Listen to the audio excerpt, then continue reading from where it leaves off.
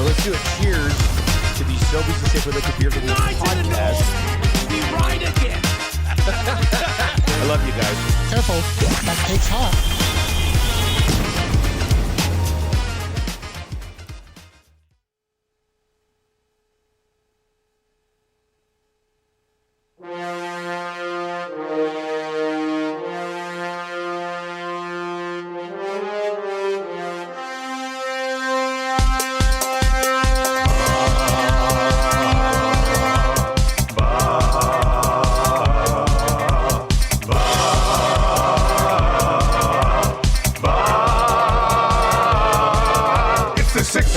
Check-in, come on, let's go. It's the AM Nasty Big Hello. It's not static, AM radio. It's the Play Alberta Nielson Show. Let's go.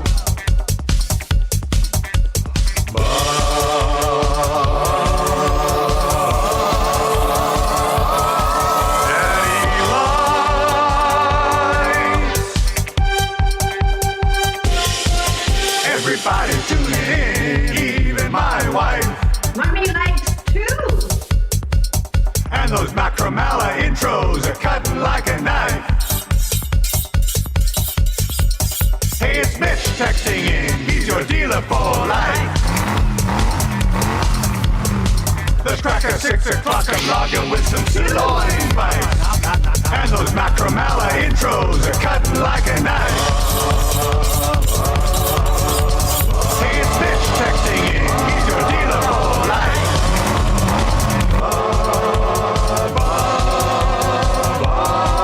Daddy likes.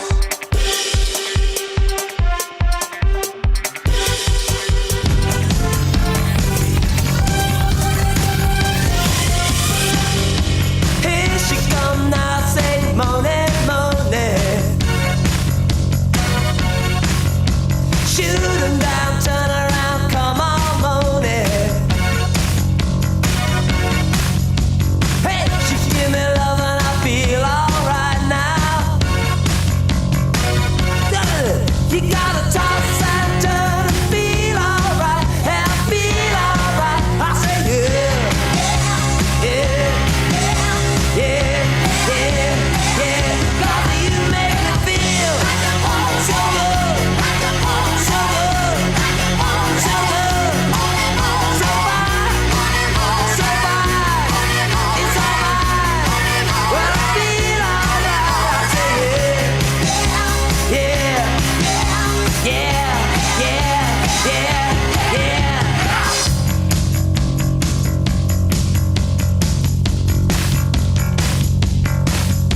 Well, you get shaking, moaning, moaning. Hey, set the clock on 10 and get. Shotgun dead and I'll come on moaning. Hey, set the clock on 10 and get.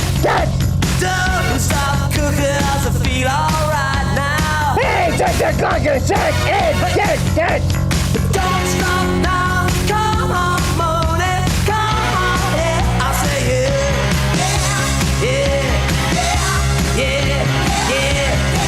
God, you make me feel so good, so good. When I feel alright. Happy Halloween. I'd like to alert the television and radio Hall of Fame, right? If you're watching right now, this is about to go in the archives amongst the greatest moments in television history. Here they are, Mike Tyson and Bobby Brown with Monster Mash. I hope you're ready.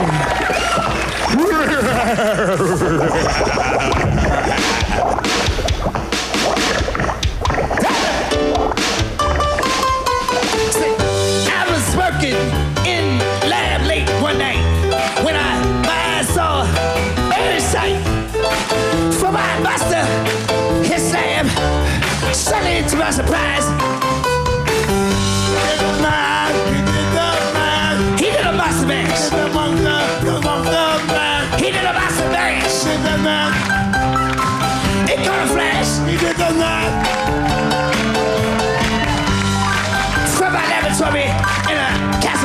And I sing it over in my feet. And it goes in my slip for me. Woo!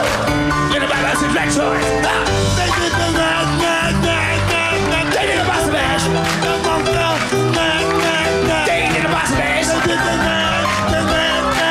They did a boss bash. Hey, they did the boss bash. Yeah!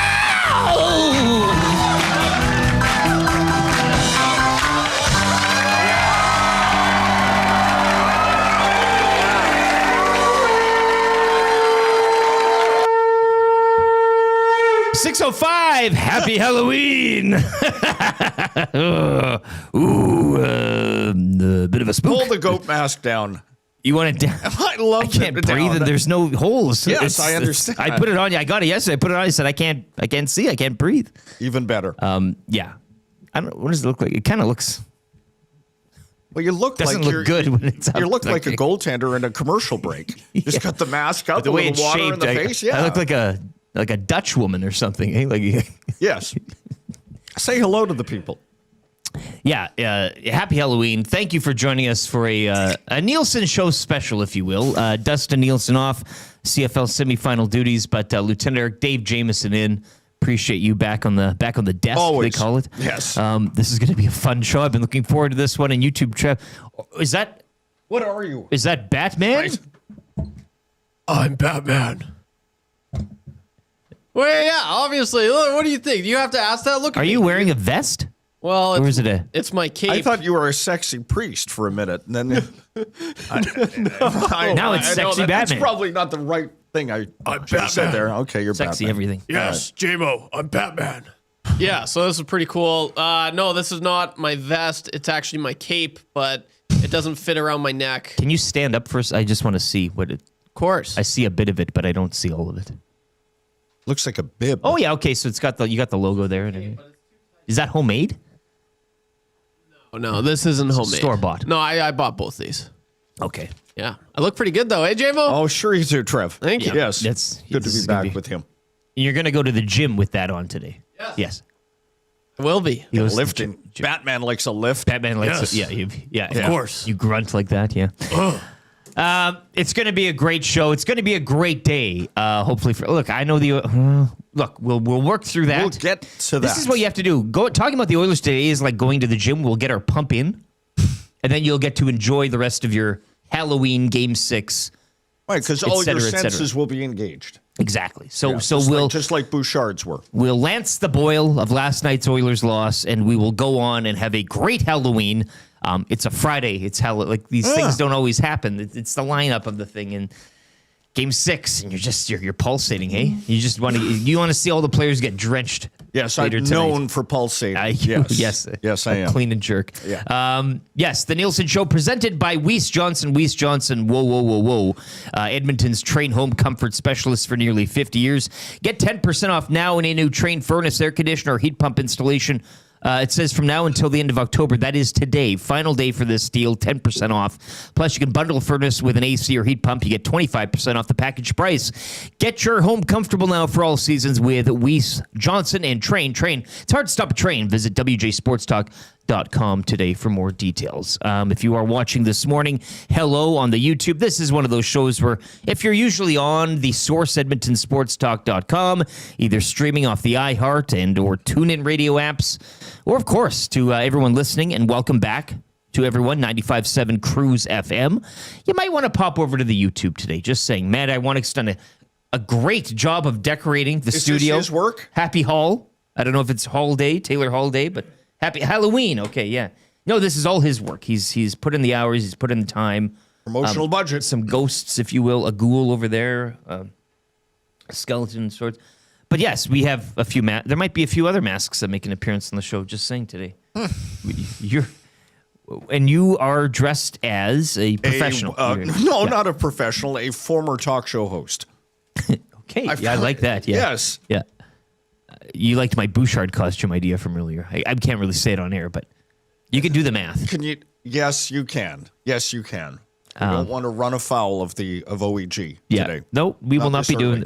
No, we'll leave that to you, the listener and or viewer. I know we will get to those texts. The GCL Diesel Oil Stream postgame show last night with Tommy and Benny and that would have been something. That was hot. Oh, it got a little spicy. I listened and watched.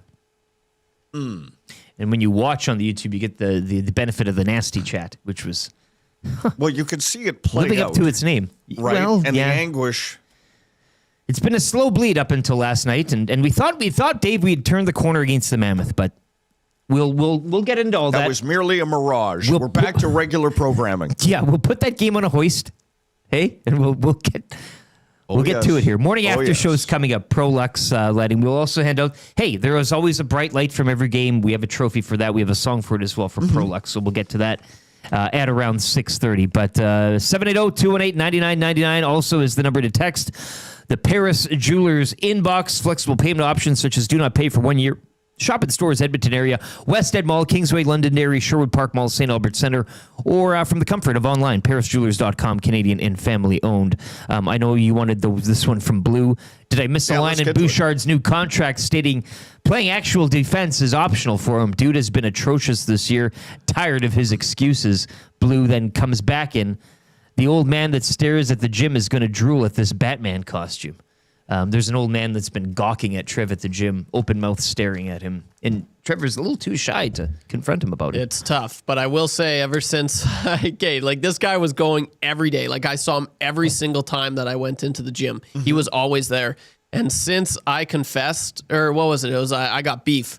Yeah. I had beef with this guy. He's like, I'd be tying my shoes. He'd just be staring at me. I'd be walking. I'd be filling up my water bottle. He'd just be staring at me with his mouth open. It was very uncomfortable. I felt uncomfortable.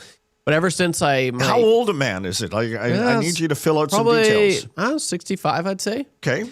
And now, since I said that on I'm air, 63 and I stare at you. Yeah, well, that's different. That's different. Amazement. I know you. Yes, I understand. know you. And your mouth is usually shut. Sure. And it's not weird looking like this guy. I don't know. But ever since I said that on air, I haven't seen him at the gym. So part of me thinks he might have been just a listener.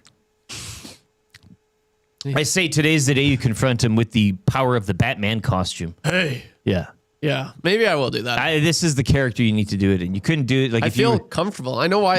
Your confidence is probably sky high. I know why people wear masks. But not just any mask. You're now a Superman or a superhuman. Like you have superpower. I do. Yeah. And very good intelligence as well. Yeah. Well, easy. Let's not give yourself too many qualities there. Tube Sock says, looks like you guys got yourselves a real carnival atmosphere going on in there. And Kevin says, Bouchard, sit that B word. B-I-T-C-H. He wrote Won't happen. No, I understand why. But they're not sitting. For how long, though? You could go for a shift. You could sit in for a shift. Does that send a strong enough message? I think we can meet in the middle here somewhere. Yeah, sit down. See that end of the bench? Go sit over there just for a sec. I'll call you back. One of these, probably not any of these that we read, but your text can win Royal Pizza Text of the Day today. Still making it great with the best and freshest ingredients you'll find in top-notch service for over 55 years. Order online today, www.royalpizza.ca, or you can check out one of their 14 brick-and-mortar locations here in the Edmonton area. I would suggest probably tonight of all nights, and I know he gifted Trevor Savage the plumber, his Royal Pizza Text of the Day gift card last night at Sully's Sports Bar and Lounge, speaking of a carnival atmosphere. But you got Game 6 tonight, 6 o'clock. You got Halloween, trick-or-treaters, Yeah. This isn't the night where you're kind of, cooking a... No, you're not going unless to... you got like a chili on. Unless you got something, a slow cooker, that type that takes care of itself. But you got to go... How are you going to handle trick-or-treaters who are coming in? Okay, let's get to a scenario. It's 7th inning. It's tied. You're not pulling away from the screen to hand out, mini... The luxury of my Henry's. setup is the front door is there, and then it's my living area where I have my large screen TV. This might be the night where you just put it outside and say, help yourself. Well, I'm going to have the main door open. The screen door will be shut, and I'll just say, come on in. Doors open. Like Costanza when he's doing the Summer of George thing. Doors open. And I'll just be laying on the couch, really kind of like in my essence, and then the game will be on. And if somebody wants to take a peek, sitting they can there in take a your peek. Rance Mullenix jersey, just kind of staring open-mouthed like the guy in the gym. Help yourself. Take whatever you want. Take whatever you want. And beat it. Beer in the fridge. It's the World Series. Yeah, kids, beer in the fridge. Help yourself. Yeah. So maybe roll a pizza, treat yourself if you're looking to eat tonight, along with the drinking, because I'm sure there'll be a lot of that. Dr. J says, does Bouchard need Paul Coffey's steady hand? I don't know if that's a play on coffee and steadiness, jittery. Like I'd love it if it was. Probably not, but that's Dr. J. Look, a lot of people were mentioning Paul Coffey last night. This is where we're at right now. And maybe that is. Maybe he was the Bouch whisperer, if you will. I guess we'll never know, but we'll hear from Evan Bouchard coming up in your morning after show. Yeah, we're going to get to that. Just as a tease. Okay. No, we'll morning after show. We'll keep people waiting for it because it was a lot to pull. It's not terribly revealing. A lot to pull away from that. No, it's not. But look, we'll parade him out here. He was the guy responsible. Dash 3 on the night. Took the question. Yeah, he did. But we'll give you the dose, and you're gonna take it, and you're gonna listen to it, and you don't have to love it. You'll respect him. Well, sure. Well, Spruce Grove Corey says we're setting up on the driveway with a projector in the garage. Ooh. That's not a bad idea. You got to get the parents there and everything. I just wanted to check a quick. Make it a communal event. Yeah, pulling up the Baileys. People got there. 8 degrees today, cloudy. This evening probably dipping around -3 overnight. So it's good. Fine. This is a good Halloween night. I don't know about the wind. Halloween maybe it'll gut, but it'll be creepy. It'll be no snow, so that's nice. And yeah, should be fine. You got Game 6. What more would Game you 6. require? And as I said yesterday, and I told you off air, everybody there needs to be in costume tonight because what a memory that would be. An entire, the whole dome. Yeah, but, we're in that time, Rick. You know this, where security would not allow it. You could take your mask off at the entrance and then plop it back on. Check for contraband. You could do the whole bit. It could be the biggest. Lining up now outside Rogers. It's like the Howler in a sense. Right? And you could give away prizes for people dressed up. Game 6, sold out, World Series game, exactly like the Howler. To sing tonight's national anthem, Steel Panther. I wouldn't complain. 5-finger death better punch, than or 10 or 11 Rufus or whatever Wainwright. that is. Yeah, what is it with the anthem at this year's World Series? Has it always been fraught with these kind of problems? Well, he's still the thunder of the original guy that did game. What was it? Game 3 in L.A. Who was the? What was he? He's a pop singer, hey? Sepke or something, isn't he? Sax, JP Sax. JP Sax, yeah. Yeah, he did his own. He carved it up, and then Rufus is like, No, stand aside, kid. Let me show give you him how the a real keys. crooner. I'll take it to a higher level. But I ever since you said, I just want to say this: Chewbacca being in the game, I haven't got that image out of my head. The picture of Carter rounding third and he's jumping, and then you can see the crowd. Imagine that's Varsho, but in the background it's just a guy in a spacesuit and a cowboy and all this. That would be legendary. The village people. Yes. Oh God, that would be so cool. It's just limbs going around. Heads are flying, masks are people are wearing. Everyone. Chewie's wearing the 3PO mask. 3PO's wearing the Chewie mask. Darth Vader. It's just Spock, an orgy of Superman. Touch them all, Jar Jar Binks. You'll never hit a bigger one. And it'd be a nice night. I don't encourage this behavior, but to maybe step onto the playing surface and go for a run, You guys are too young. Hank Aaron, his momentous home run, right? Yeah. And the famous photo is the guys in the free leather shot at jacket Betway running. Sportsbook and Casino. Available to. Go on. Yeah, but the famous. Yeah, but imagine that in costume. Again, Jar Jar Binks looping around with. Bottom of the Lucas. sixth and Buckus. Dan, we got a sexy turtle on the field. It looks like it's our third of the night. That's Shohei Ohtani. It's a man in a gorilla costume, I think, or a real one. Dan, well, Baca, yeah. We can dream, hey. Delicious. 6 o'clock hour as well. The Nielson Show brought to you by Ewell, your power play specialists. Ewell has the gear you need for your next electrical project with 3 Edmonton area locations. And you can order online anytime. Ewell, EWEL.ca, your Edmonton-based partner in power and source for all things electrical. Let's give you the menu for today. Your Halloween. Hey, LeBron's got a Halloween book out. A book? Yeah. Like a novel? Sure. It's called Happy Spooky Halloween. Oh, I thought it'd be more of a... Yeah, it's all about teamwork and Halloween thrills. know if you guys are aware of that. More of a Stephen King type of read, like where it's yes. Yeah. Oh, you got. Yeah. Oh, I Sorry, don't know what I'm doing here. I thought somebody was. I'm listening to Shams. I thought Troy, the beer of the week, was Shams here talk. Yeah. Well, getting through your morning announcements here quickly. Trev's got a sports update at around 6:30 as well. He can keep you up to date and everything last night and what's to come later tonight. As promised, a morning after show, we will put last night's game on a hoist. Didn't look bad there for a little while, I guess. Looked good until it wasn't. They got to play the full 60, 3 periods, I'm right? told. That's so. But October's not done yet, so they get their October hockey out of them. They were given a day. Now November starts tomorrow, and we move on. That's good for the Italian Center shop. Of course, tonight and today is a good day with Halloween and World Series Game 6. Also, if I may, Dave, wanted to get in on the CFL playoff picture. We might kind of tickle that for a minute. We would be remiss with a feather if we did not cover that. That's where Dusty is this weekend, Yes. so we'll touch on that as well. Chris Johnston, the Athletic TSN, he'll be by at 7. We'll talk more about the hockey game last night. Kind of go around the league, a few signings as well, extensions taking place this week, and more from the NHL with him. Play Alberta Early Bird Special. That'll be up at around 7:20, 7:30-ish. Mike Garafolo, your NFL analyst, NFL Network. He's been a great addition to the show.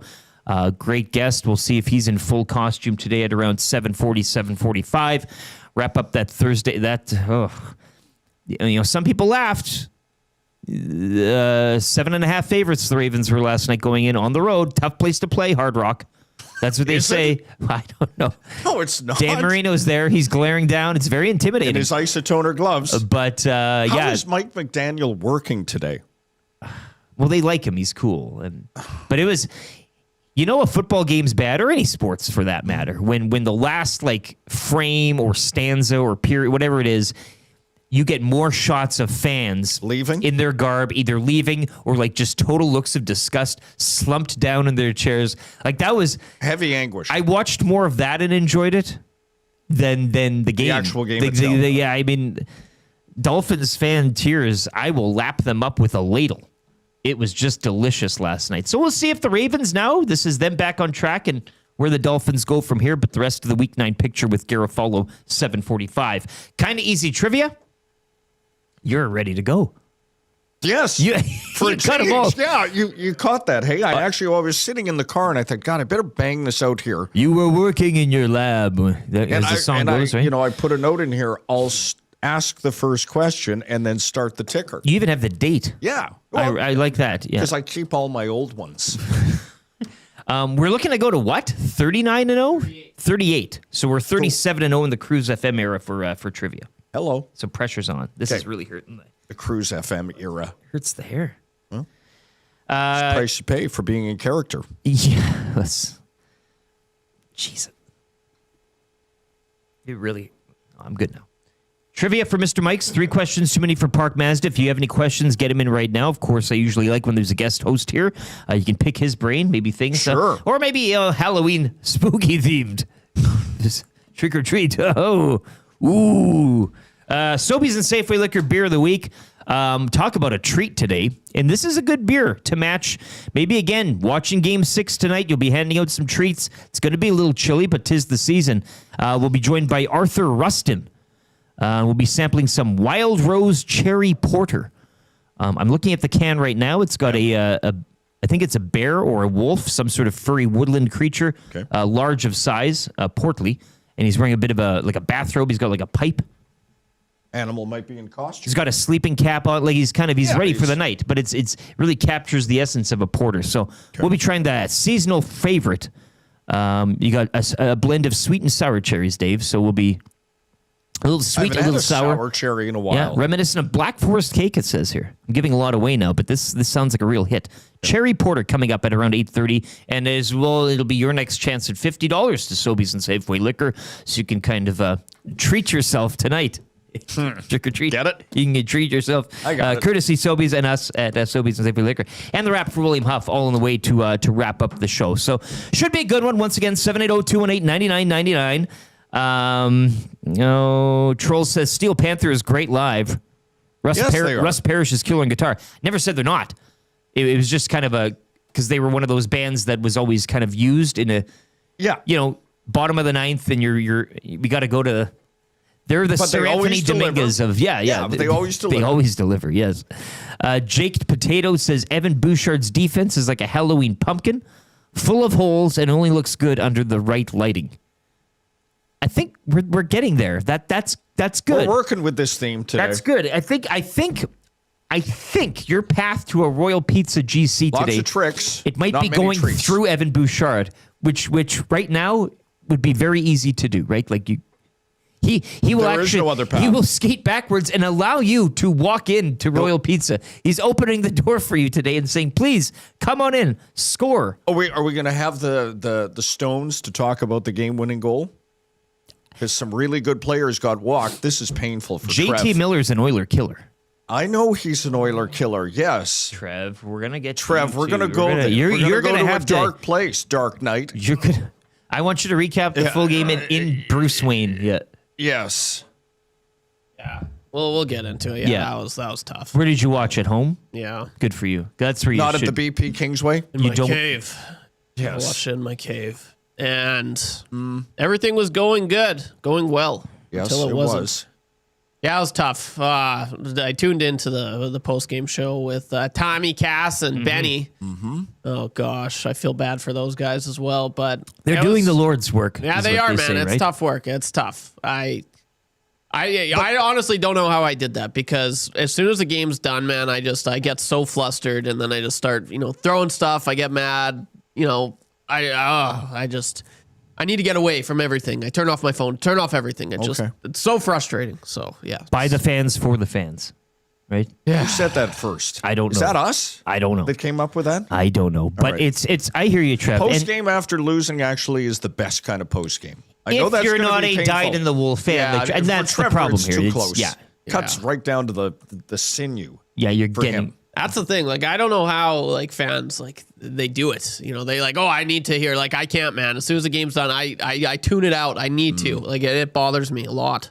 I won't sleep at night. You do need a fresh break. Yes. You just need to kind of. However, it is good to listen to constructive criticism and opinion. Yes, it because we is. need to. We need to get better. We need It's what to. keeps us in business. We need to take this thing to a better place. It's like if you don't do a good job, Takes a village, Rick. you got to hear it, and we're Yeah. going to hear it. Oh, we're gonna go through it. Yeah, we are. That's coming up in a matter of minutes, just after a sports update here. I want to give out a special birthday conch as well. And I knew this. I had this knowledge. It slipped my mind. I figured it out last night. But Surveyor Brett reminding me here. Birthday conch for the best plumber in the EST universe. Savage, the plumber.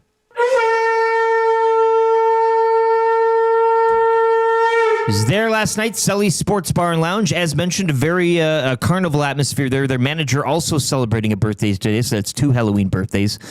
Savage the Plumber was there. Tube Socks, Big Uke. Wheels? Troy. No, Wheels was... More on that. Unavailable. VR Montenegro and his lovely wife, Ginger. If I'm forgetting anyone, I apologize. Jay Jocelyn, Francois, Carlos was even there. But no Wheels. One of my favorite Indians. Cleveland. Got it. The I chains knew where and you were everything. He going. just looked. I knew where you were going. He dripped with. Yeah. Swag. But no, Wheels was at the hockey game last night.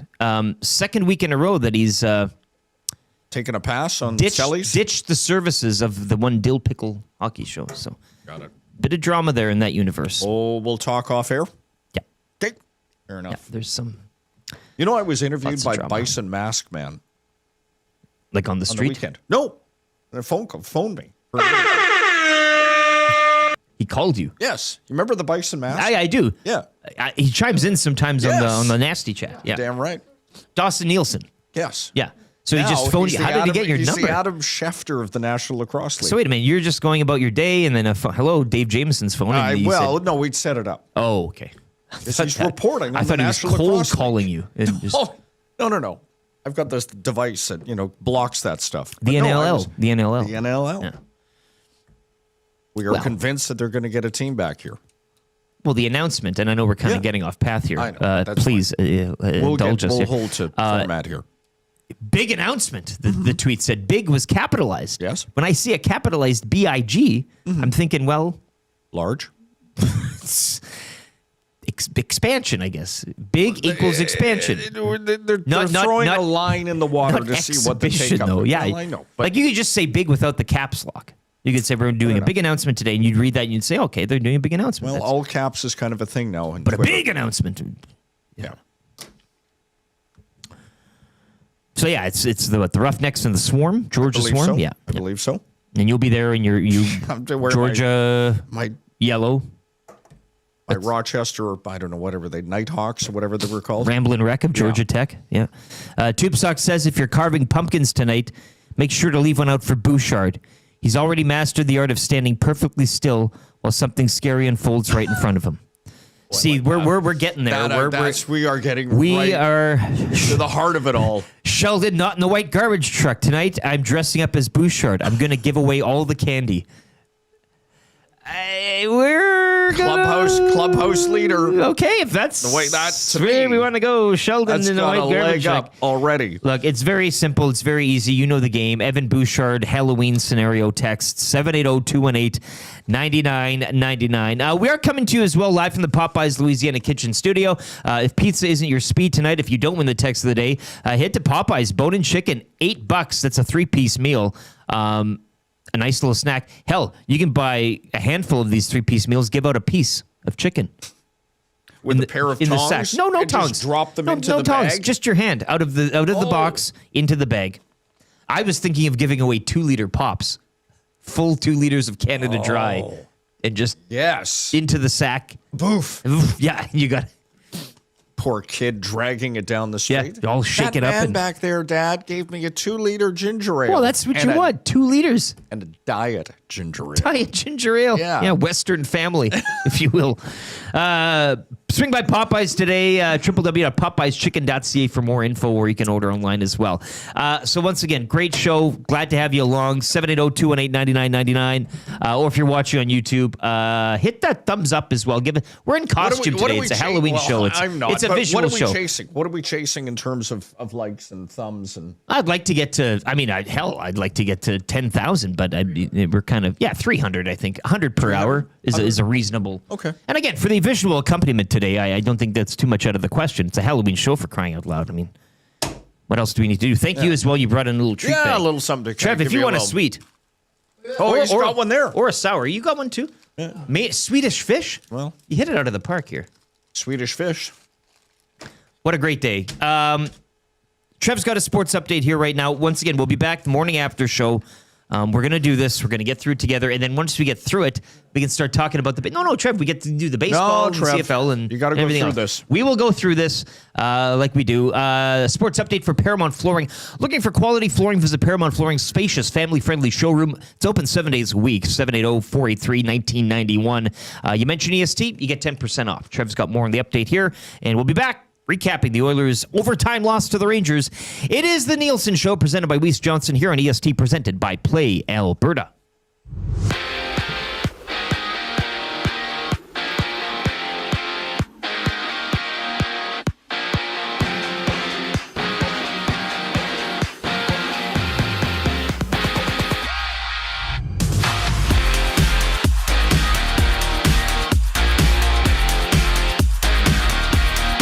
Despite the Oilers being up 3-1 in the third, the New York Rangers do come away with the victory last night against the Oil, all thanks to a JT Miller overtime winner. Edmonton has now lost 3 of their last 4. The Oilers cap off this 3-game homestand when they welcome in Connor Bedard and the Chicago Blackhawks tomorrow night. Puck drop goes at 8 o'clock. 10 other games around the NHL last night, including the Senators getting by the Flames in a shootout 4-3. The Jets double up on the Blackhawks 6-3, and the Canucks hold on to defeat the Blues in a shootout as well. 4-3 is the score. Just 3 games on the NHL slate tonight as the Avalanche head to Vegas to take on the Golden Knights. The Capitals welcome in the Islanders, and the Ducks host the Red Wings. NFL Week 9 got underway last night after missing 3 games. Lamar Jackson returned from injury en route to a 28-6 pounding over the Miami Dolphins. Jackson went 18 for 23, completing 204 yards and 4 touchdowns in his return. Week 9 action rolls on this Sunday. Over to the majors. Tonight, the Canada's team, the Toronto Blue Jays, stand just 9 innings away from their first World Series title in over 30 years as they host the Los Angeles Dodgers in a massive Game 6 at Rogers Center. Kevin Gausman gets the first pitch for the Blue Jays, while the Dodgers counter with Yoshinobu Yamamoto. First pitch goes at 6 o'clock. Just 4 games in the association last night, which saw the Magic defeat the Hornets 123-107. The Thunder remain undefeated with a win over the Wizards 127-108. The Bucks over the Warriors 120-110, and the Spurs get by the Heat 107-101. 8 games in the NBA tonight, including the Cavaliers hosting the Raptors. The Raptors look to snap their 4-game losing streak. Tip-off for this one goes at 5:30. And back to hockey, the U of A Golden Bears play 2 games against Trinity Western University this weekend in back-to-back nights. Game 1 is tonight. Puck drop at 8 o'clock. I'm Batman. You're up to date.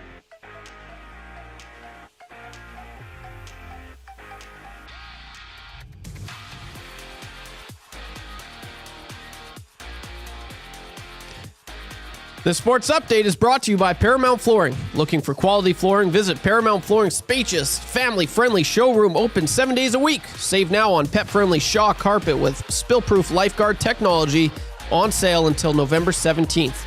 Call 780-483-1991 and mention EST for 10% off.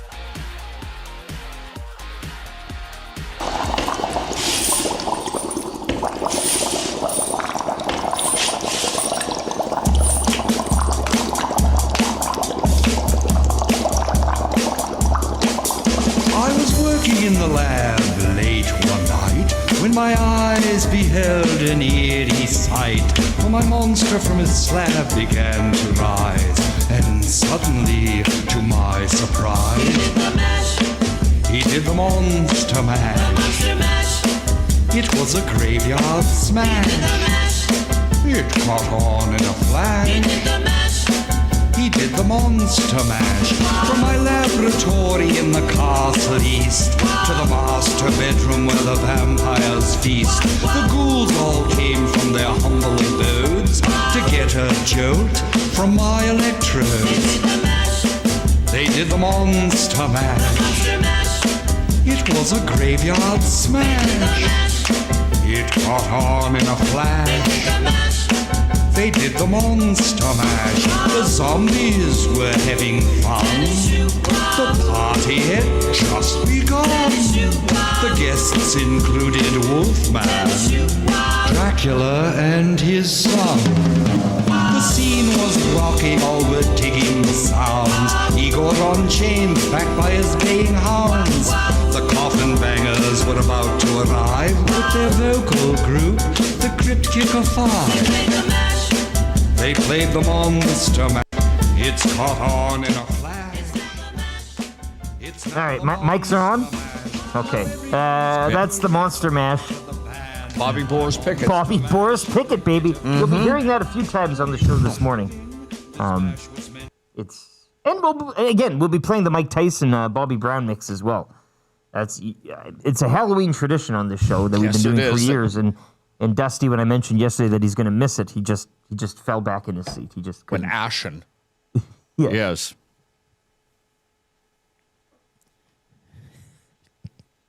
Is this doing anything for you?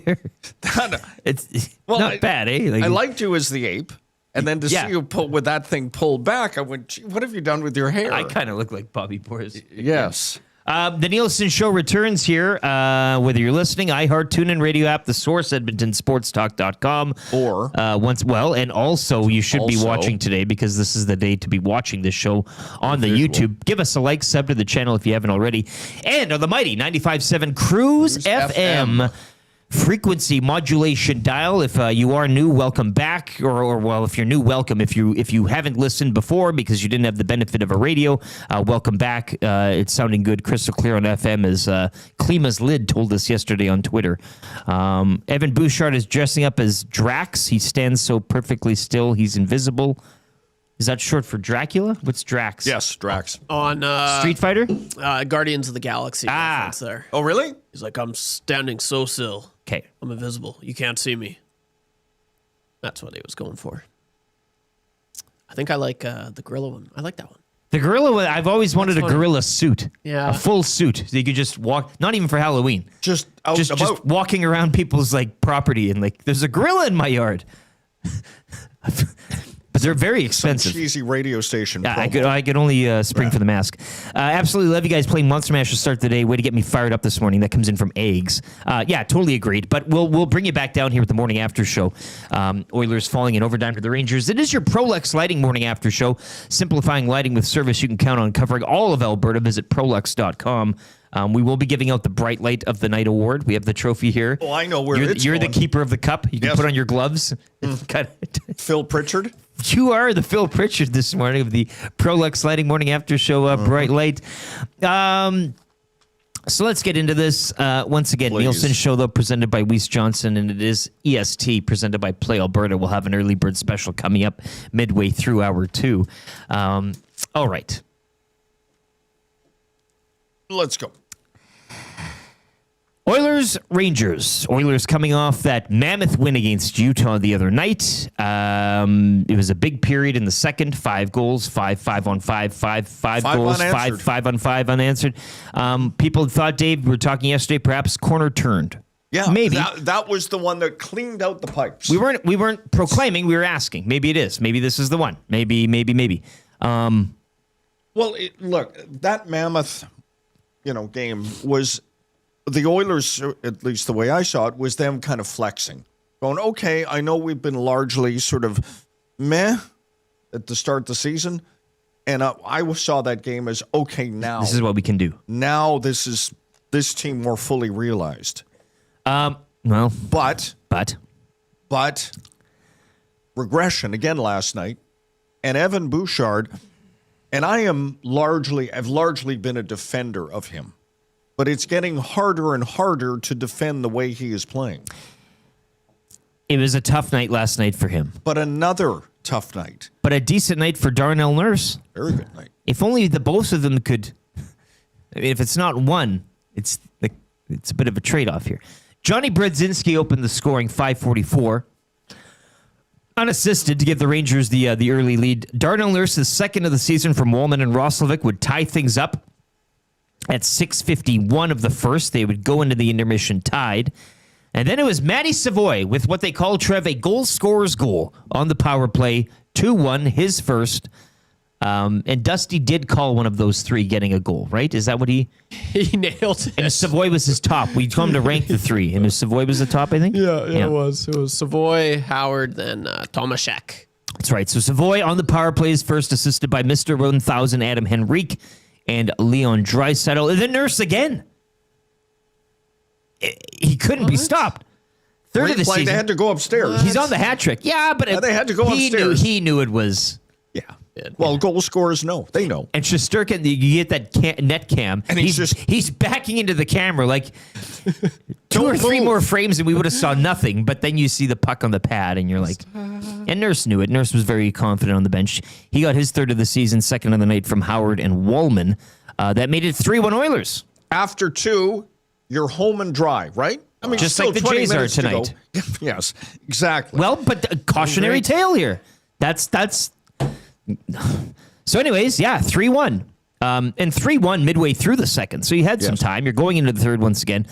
Braden Schneider at 8:18, pulling them within 1. Then at 12:04 was Taylor Radish. I'd like if he was an Oiler, because every time he'd score, I would eat a radish on the show. That'd be a cool. That'd be a bit. Like a whole radish. Yeah, sure. Just down, no salt, no nothing. No. Radish ties it up. 12:04. Oilers get a power play. With around, 40 seconds to go in regulation, bleeding into the overtime, do nothing with it. JT Miller. Oiler killer. He traditionally, yes, but, I mean, you could have done that last night. This is no offense to your game, but I'm just saying, comparatively speaking to JT Miller. Do we want to talk about that? I know Trevor doesn't want to get dragged into this conversation about the defensive. It's your big moment. What is perceived as a lack of effort, care. I know they got crossed up. Draisaitl and Bouchard. One of Bouchard addresses said they switched too late. But there was only one guy. But did it not look as if they had kind of given up on the play? Or am I looking at the wrong angle? Well, Draisaitl's body language always suggests that, but I think sometimes it's a bit of a mirage. But Bouchard seemed like he was playing another guy that maybe wasn't there, like an invisible man of sorts. Maybe he saw a vision. Right. A spook. You will? But one of them said too late of a change up there. I don't know what I don't know. It was deer in the headlights from both Draisaitl and Bouchard post game. Obviously, it was the big moment that happened. Correct, boys? Or we? Oh, of course. I mean, Adam Henrique, a tip of the cap. Nicely done. Slap Oilers, of the silver stick. Oilers rolled those things out very well. Flowers for the family. Whole Jerseys family. for the kids. Silver stick, a painting, the whole thing. They touched all the bases. He gets an assist. He was also named the first star of the game. Oh, nice touch. Why not? But that is the big moment, right? Overtime goal. We're not looking at anything else. Savoy goal. It has to. No. be. Yeah. That's it. It's a nice Howard assist. Howard assist. His first of the season. First of his Primary NHL assist. career. Yeah, good career. Yeah, it was good. I mean, just looking back at that play, yeah, just terrible defense. Terrible defense from both Leon and Bouch. Like, they're both thinking pass. So they go to whoever it was on the other side there, and JT Miller just, here you go, man. Just wide open. No one was there. No one was contesting him. That was tough. So that was the big moment because, I mean, that was the winner. Overtime winner, JT Miller. Great. That was the moment. It's just, and again, we're talking Draisaitl, we're talking Bouchard. Stuart Skinner certainly didn't escape criticism on last night's GCL Diesel Oil Stream post-game show. But again, okay. Well, no, but let's get to a ranking. Dusty ranked who would score last night of Savoy, Howard, and Tomaszek. If you're making a blame list this morning and you're going out and collecting debt from these three guys, who's at the top of that list? Who's at the bottom? Who's in the middle? I know, but just for the exercise here. So Bouchard 1, 2, Skinner or Draisaitl? I think... Not just for that goal, but just overall. I mean, it's tough. It's a toss-up between those two. I know a lot of people were ripping Skinner last night, more so than I was. Like on the winning goal or on the play generally in that game? Generally. Generally. Like as a whole. Okay. And that's the thing with him is he can play like... Well, of course, that's why there can be an argument made. He can play good, but there are certain situations and certain moments where you just find yourself constantly asking for... He doesn't give them often enough the save they need at the most moment they need, and that's the issue. That's what sucks, and that's why there's such a divide in the fight there. I mean, I can understand that totally. The JT Miller shot was a good shot. Would you call it a great shot? Would you call it like that was unstoppable? I mean, I don't know. It wasn't the move of all moves. I don't think so. Like, I think it was stoppable, but for that play, I don't fault him more than I do Bouch and Draisaitl. Like, he was let out. You know, that wasn't, you know, like, yeah, obviously you'd want him to save that, but I mean, the overtime winner, yeah, you want him to save that, but I don't even go like this Rangers team is second in goals, or they're second last in goals for this season. There's only one team that has scored less than them, and that's the Calgary Flames, right? So that's more of a team thing for me, not just a Skinner. Like both those plays that tied it up last night, you look like just bad giveaways. Giveaways again, and it led straight to, and unfortunately Skinner did not help his team out there, which is like, again, where you want him to. You need him to. This team Oilers needs team him to. cannot get traction. No. They cannot, and you know, they haven't gone on a long winning streak. They're having difficulty cobbling together wins in a row, but they just seemingly, and I don't know if this, and I am not reaching for this as an excuse. You maybe could have heard this early, like really early in the season. Where is this a lot of hockey played over the last couple of years? And is this the byproduct of that? I think we're beyond that time now. And yes, they've been on the road a hell of a lot. Yeah. I'm not reaching for it, but it's out there. No, I know, yeah. There's reasons, and in saying that, the only thing that I can kind of connect that to is, yes, they have played a lot of hockey, a lot of meaningful games. And right now, you could argue, yeah, these are meaningful games, but these guys just want it to be March and April right now. You know, like actual meaningful hockey, where it's like, oh, playoffs are coming. You know, Too bad. Let's go. Yeah, exactly. I like to be on my couch right now tonight drinking beer, but You got to go through that. You got to put in the work. have to. You got to put in the work. And if you don't put it in now, you're not going to get the fruits of your labor later on. Like that's just a life thing. Like I don't. I'm sick of hearing like, oh, they made for the playoffs, and I get it. Like but I'm sick of it. And when people like look at Crusher says Sportsnet $40 a month to watch these Oilers. Can you imagine $40 a month watching it on TV, going to a game for crying out loud? Pay the money that you pay to consume this team. It ain't a cheap ticket. And when you see kind of piss poor performances and giveaways and different. What I'm struggling with a lot with this Oilers team is what appears to be prolonged periods of somewhat indifferent play. Okay? Somewhat indifferent play. Sure. And this is not me saying they don't care. Yes, they care. They're professionals. They are, and they have demonstrated an ability to be really good at times. Not enough. And again, what ails them, I don't know, you hear they're not practicing enough, right? Because of the way the schedule is. They're on the road. They're not getting that time in. I don't know, because the systems that they have in place seemingly are not working, the defensive systems. Well, maybe this is, again, people were bringing up the name Paul Coffey, and perhaps there's a miss there. In terms of Bouchard specifically as well, maybe that was something that is missed. I don't know.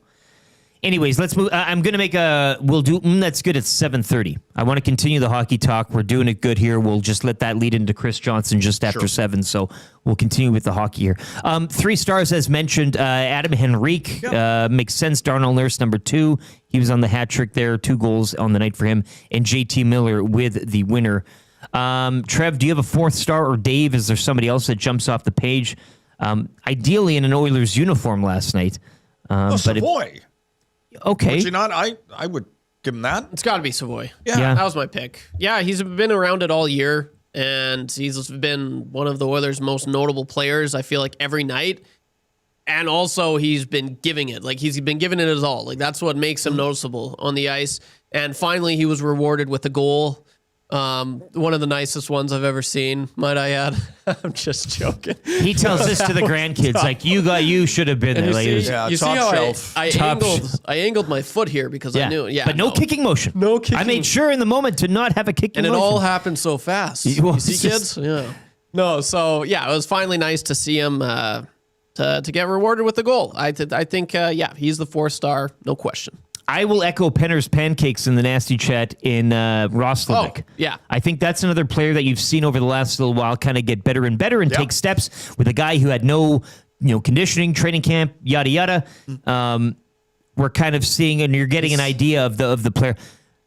I mean, Trent Frederick, as we kind of go into the 38th star. I mean, Roslovic comes in with no camp and no, and you can see him already making legit steps. You see a guy like Frederick, who noticeable improvement with Roslovic, like game to game. Oh yeah, like that's encouraging to see. And I think he gets an assist last night, couple shots, some good looks. So yeah, in terms of top 6, I think we've kind of discussed that. He's nailed himself down there, at least for the time being. So I think, Savoy's a good one. Roslovic, play along as well, 780-218-9999, or in the nasty chat. 5 shots for Vasily Podkolzin last night, and a +1 with just shy of 18 minutes of ice time. That brings us to the Prolux Lighting Morning After Show Bright Light of the Night. And they do like this, Dave. We put together a little song for them.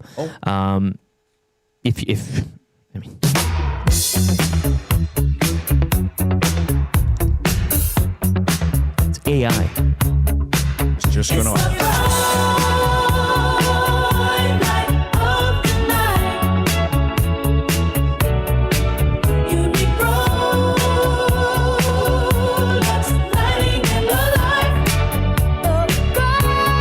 Daddy used to do this. Prolux Lighting, Bright Light of the Night. HR Daddy, Dusty was saying, he used to go to the disco. He's the discotheque. And he would unbutton he was a silk shirt. Prime player, way baby. Too much cologne. Yes. Yeah. Changing 100. Love to see it. We're on pace.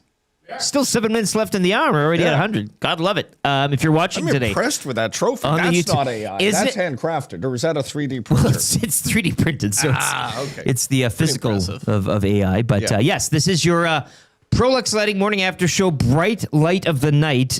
This will be handed out at the end of the season to whoever collects the most kind of bright lights of the So we'll go through the season, and whoever gets the most. This individual might not be getting a lot, but they don't care how many. They just care how much. You got it. Yes, I think is the saying.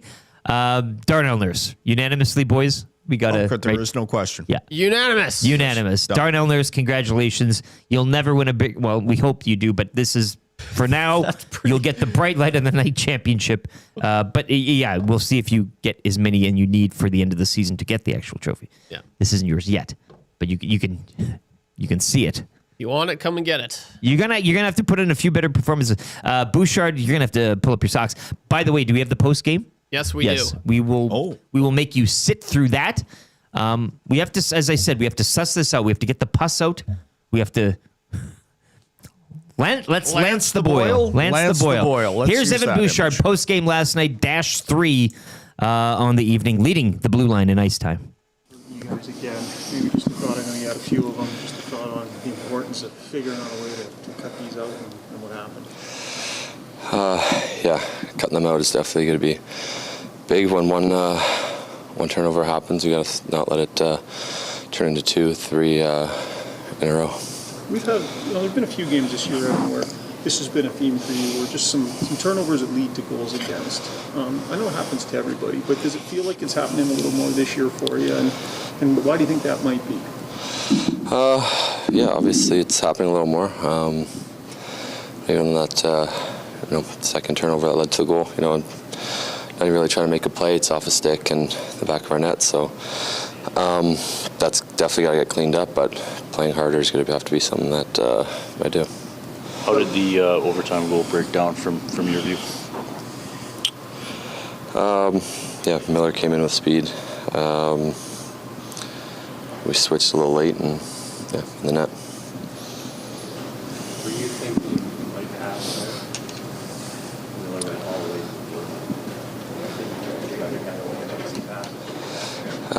to Yeah, that was my thought there. Yeah, I guess I'd switch obviously too late. Evan, everybody's seen when the games matter, you know, that's when you play your best. Early in the year, sometimes it necessarily hasn't been there. Can you? All right, welcome back. That was Evan Bouchard postgame. Had to end it a little quick there as apparently a few audio issues. Tails has lost you guys at 95.7. Apologies, didn't mean to do it. No. A little bit of more of a trick than a treat there. Ghost right? in the machine. Yeah, gremlin. Yeah, a ghoul, if you will. Yeah, apologies there. Just a bit of an audio issue when we're playing that off of Trevor's workstation. Dave and I couldn't even hear it. Not that we wanted to hear it. Well, I've heard a portion thereof. Yeah, earlier today. I didn't need to hear it, but yeah, apologies if you were listening on the on 95.7 Cruise FM. We should be back and kicking now, so we'll work out those audio issues. I certainly hope that it doesn't affect our phone guests on the Firehouse Subs. I think we'll hotline be fine. today. Knowing Trev, he'll cobble something We'll together. have to sign. We'll sign. Is it American Sign Language? Isn't it? Is there a difference? Yes, I believe so. But that is your Prolux Lighting Morning After Show. I think we've talked enough about it. I mean, we'll I don't know probably... what else we can extract out of last night and Bouchard's performance specifically, other than it was again sadly wanting. We've got bigger catfish to fry today in terms of baseball and Halloween, Well, and sure. CFL playoffs and NFL Week 9. I mean, World Series gives a bit of cover for the local hockey team, right? That's how we've been going. It's been a night. I think the Jays have lost a game. The Oilers won. So you don't have to talk about the Jays. You can talk about. We got options at least. That's a good thing at this stage of the year. If the Jays weren't in this, we would have to really get into. Dr. J texts in, maybe coffee's influence is the issue. He was always pushing to make a play, which sounds like a high risk tolerance. This text, Don Most, first time texter, probably a 95.7 Cruise FMer, and just like Bouchard last night, the audio failed to show up. Not bad. First time text, not too bad, Don Most. You know what? Not too bad at all. Put a little notation I behind will Don be. Most. Don Most, you Donnie Most. sly. I mean, Isn't he from Happy Days, Donnie I'll take Most? the shots. I think, yeah. I sit here listening to you guys almost defending Bouchard, Oilton says. Oh, I'm not. I think people forget these guys are supposed to be for professional athletes. Well, I did forget. I understand the odd bad night here and there. Just seems like his bad nights are more frequent than the good nights. Oilton. Well, I said you were with great defending. You've been respect, I defending went, him. It's getting harder, if not impossible, to defend Evan Bouchard. No. Now, You have to flat out say he's a trash defenseman. and player overall. That's the pound of flesh Oiltons He's exhibit. defensively deficient, which isn't good given what he does for a living. I'll say that. He is not a stout defender. For all the offensive upside, and those are obvious qualities. Some really smart hockey people celebrate those qualities. We know all about that part of his game. But that's not where he's having the issues. RCN, maybe a little trolling. Are people blaming Bouch on the OT goal? 3 question marks. Well, it's a bit of a collective effort on that one. Oilers back in action tomorrow, November 1. Chicago's here. The Ron's birthday, actually, tomorrow. Very nice. The Blackhawks in town. So we'll see, again, a young, hungry, feisty team. Mm-hmm. Much like the Habs, much like the Mammoth. Maybe not in that echelon, but... No, but they're on the climb. No easy ones, Dave. Yeah. That's what they say in the NHL. They do say that. 7 o'clock, we'll be discussing the hockey talk with Chris Johnston of The Athletic and TSN. He joins us just after the break here. We'll have a sports update from YouTube Trev, but the Nielsen Show presented by Weiss Johnson. Once again, Edmonton's Trane Home Comfort Specialists. Final day of this deal, 10% off any new Trane furnace, air conditioner, or heat pump installation. 10% off for the month. So today is the last day. You can also bundle that furnace with an AC or heat pump and get 25% off the package price. Get your home comfortable now for all seasons with Weiss Johnson and Trane. It's hard to stop a train. Visit wjsportstalk.com today for details. 780-218-9999 is the number to text if you want to continue to, let us know how much we're defending Bouchard and why it needs to stop. Please let us know. Text in. We will take it. Or in the nasty chat as well. Paris Julie's inbox. And again, Royal Pizza text of the day. You're probably getting there today via an Evan Bouchard Halloween collab, if you will. There's got to be something. We've had a few good ones, but I think we could do a lot better. There's something out there that I'm just... Vance Van Vander... It's there. We'll find it. Vance Van Vander. The other team's offense look at Bouchard the same way Jason Voorhees looks at drunk teenagers having sex after smoking pot. Where do we want to put that one? I think we're starting to get a little bit... The bar has been raised by Triple V. Yes. So Chris Johnston coming up. We'll also talk a little NFL. Mike Garafolo and your Play Alberta early bird bet of the day. That's good for the Italian Center. Wanted to get into a little CFL playoff talk, just albeit briefly for hour number 2. But sports update, if you want to join Dusty and I in Mexico in late February, this is where you go. Expedia Cruises. Whether you're dreaming of crystal clear waters or exotic destinations, you can contact Chelsea LaBelle. She's a nasty just like you. Expedia Cruises, Northeast Edmonton. You can start planning your next cruise or vacation destination. Give her a call, 780-970-4834. We'll be back. It's the Nielsen Show. Dave Jamieson in for Dustin Nielson here on EST, presented by Play Alberta.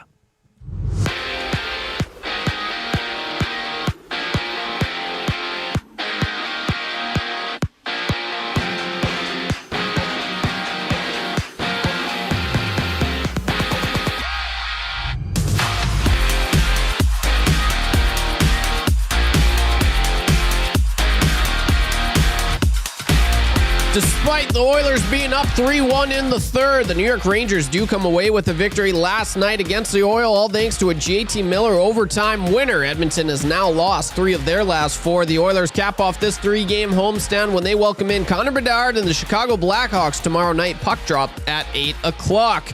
10 other games around the NHL last night, including the Senators getting by the Flames in the shootout 4-3. The Jets double up on the Blackhawks 6-3.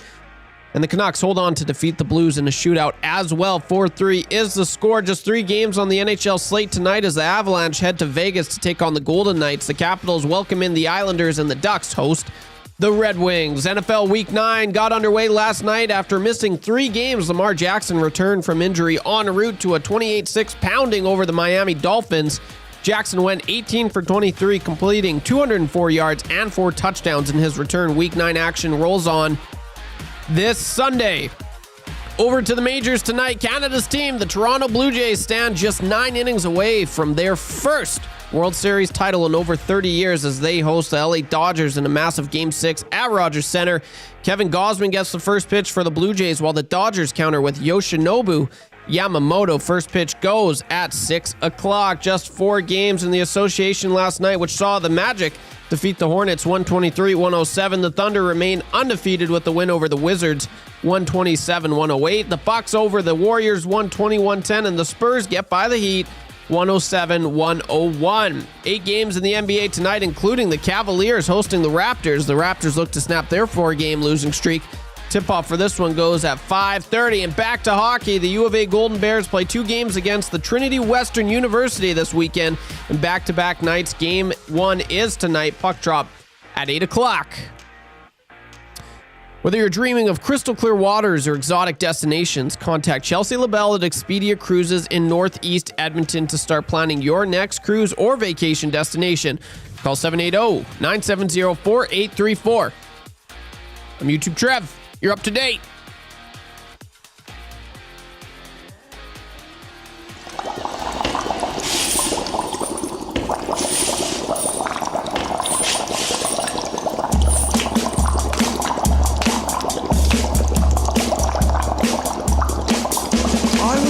In the lab late one night, when my eyes beheld an eerie sight, for my monster from his slab began to rise, and suddenly, to my surprise, he did the monster mash.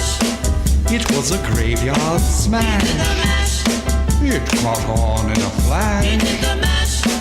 He did the monster mash. From my laboratory in the castle east to the master bedroom where the vampires feast, the ghouls all came from their humble abodes to get a jolt from my electrodes. They did the monster mash. It was a graveyard smash. It caught on in a flash. They did the monster mash. The zombies were having fun. The party had just begun. The guests included Wolfman, Dracula, and his son. The scene was rocking, all were digging the sounds. Igor on chains, backed by his baying hounds. The coffin bangers were about to arrive with their vocal group, the Crypt Kicker 5. They played the monster mash.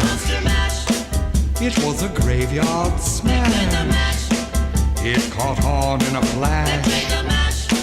They played the monster mash. Out from his coffin. All right, 7:06. Happy Halloween. Yeah, we're feeling it today. Dave Jamieson. Actually, it's Dustin Nielson dressed as Dave Jamieson. Yes. That's the. There's an uninspired thought, hey? Well, that'd be an expensive costume. Yeah. A lot of makeup. True dat. Lieutenant Eric Dave Jamieson in for Dusty. He's got the call this weekend, CFL. They're flying him out east. He's got the Alouettes and Bombers. Tomorrow, 12 high noon, 12 o'clock kickoff from Old Montreal, Alouettes, Bombers, and then at 3:30 it'll be the Stamps visiting Lions in your CFL semifinals. Nielson Show presented by Weiss Johnston. We're coming to you live from the Popeyes Louisiana Kitchen Studio. If you're looking for some quick eats tonight, 3-piece bone-in chicken, $8 meal. Get that today, www.popeyeschicken.ca. And, of course, EST presented by Play Alberta. We'll be going to Play Alberta, whether on the app or playalberta.ca for your early bird special. It's coming up just after our next guest. We'll also have, that's good for the Italian Center. Speaking of eats tonight, you want to get some pastas or a hot and spicy, jump by the Italian Center shop.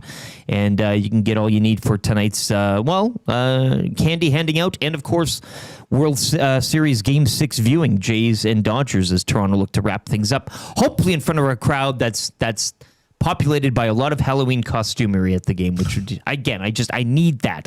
I need it bad.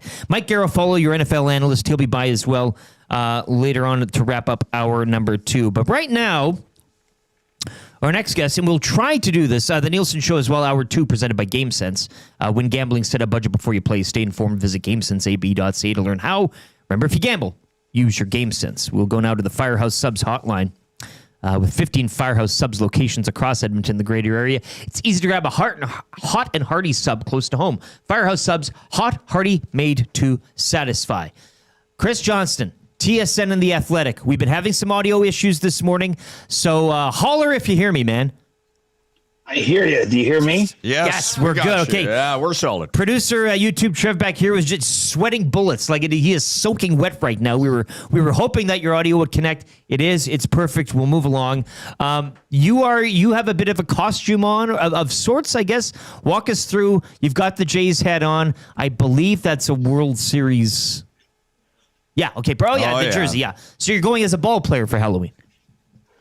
Yeah, this one, I was trying to decide, do I try to build this as a Halloween costume or am I just unreasonably excited for Game 6 of the World Series? Maybe it's a little bit of both. Yeah. But got the Max Scherzer World Series jersey on. No way. I hope we don't need to see him again because that would mean a Game 7 start for him. But pretty exciting day in the city here in Toronto and across the country. Let's face it, this is a team. So that's a city's team. It's a country's team. And, the Jays have been the better team in the series, so let's hope they can win one more. So you went with the Surge. That's a great kit, to be honest. Are you walk us through the day and the night for you then? I mean, are you still work duties and that type of thing, but will you be forgiven? Are you getting to the game tonight? Tell us your plans for the day. No, not at the game tonight. I actually have Game 7 tickets that I hope not have to use tomorrow. But yeah, let's face it. I'm trying to work like everyone else, but I've been a little distracted this week. And, as for today, Halloween's actually one of the great fun nights in the neighborhood I live in. All the adults out on the street, the kids doing their thing. So we'll, we got an 8:00 local time baseball game. So trick-or-treating better be wrapped by 7:45 or else I'm turning out the lights anyway. I'll just leave whatever candy we have left and the kids can take it if they keep coming. But, yeah, so I'm looking forward to it. Obviously work during the day, but around 5:00, be out there with a thermos and adult drink of choice and getting ready for the pregame for tonight. It is kind of odd. I also know a guy that's got a game, if in fact it does go to, but you're holding that Game 7 and you're kind of 1 foot in each world there. But yeah, I mean, certainly the vibes are high and we'll be watching out here as many will be coast to coast to coast. Chris Johnston, our hockey insider this morning, brought to you by GS Construction. They're hiring now, looking for experienced pipe layers, operators, topmen, and superintendents. Visit gsconstruction.ca. GS Construction, serving your community for over 50 years, to the ice and to the ring. Halloween coming early for Oilers fans last night. A bit of a treat through the first two periods, and then it was trickery during the last. Turnovers again, sloppy play, perhaps getting outworked as well down the stretch, and a ghoulish night again for Evan Bouchard, who was getting eviscerated on our post-game show last night. But your thoughts last night, CJ, on the game that went down here, 4-3, JT Miller and the Rangers taking it in overtime. Yeah, I think the Oilers coaching staff's in a tough spot with this one because, obviously there's accountability and discipline and all those things that go into what you're trying to establish with your team. But when you're talking about a $10 million player, as Evan Bouchard is at this point, it's not the same. Let's face it. Each player does not get treated the same way. You're not likely scratching that guy. I mean, if you get to that level, something, that's really the last sort of card you can play. And so, I'm sure Chris Knobloch and the staff there are trying to work through things with Evan, trying to be patient with him, understanding that he can, be a huge difference maker at the other end of the ice. But, there's been an unfortunate pattern that crops up every couple games with him not managing the puck well. And specifically, in the game last night, I know Jake Wallman also had an offensive zone turnover before the second goal by the Rangers. But, you almost have to know where you're at. I mean, you're in a 1-goal game in the third period.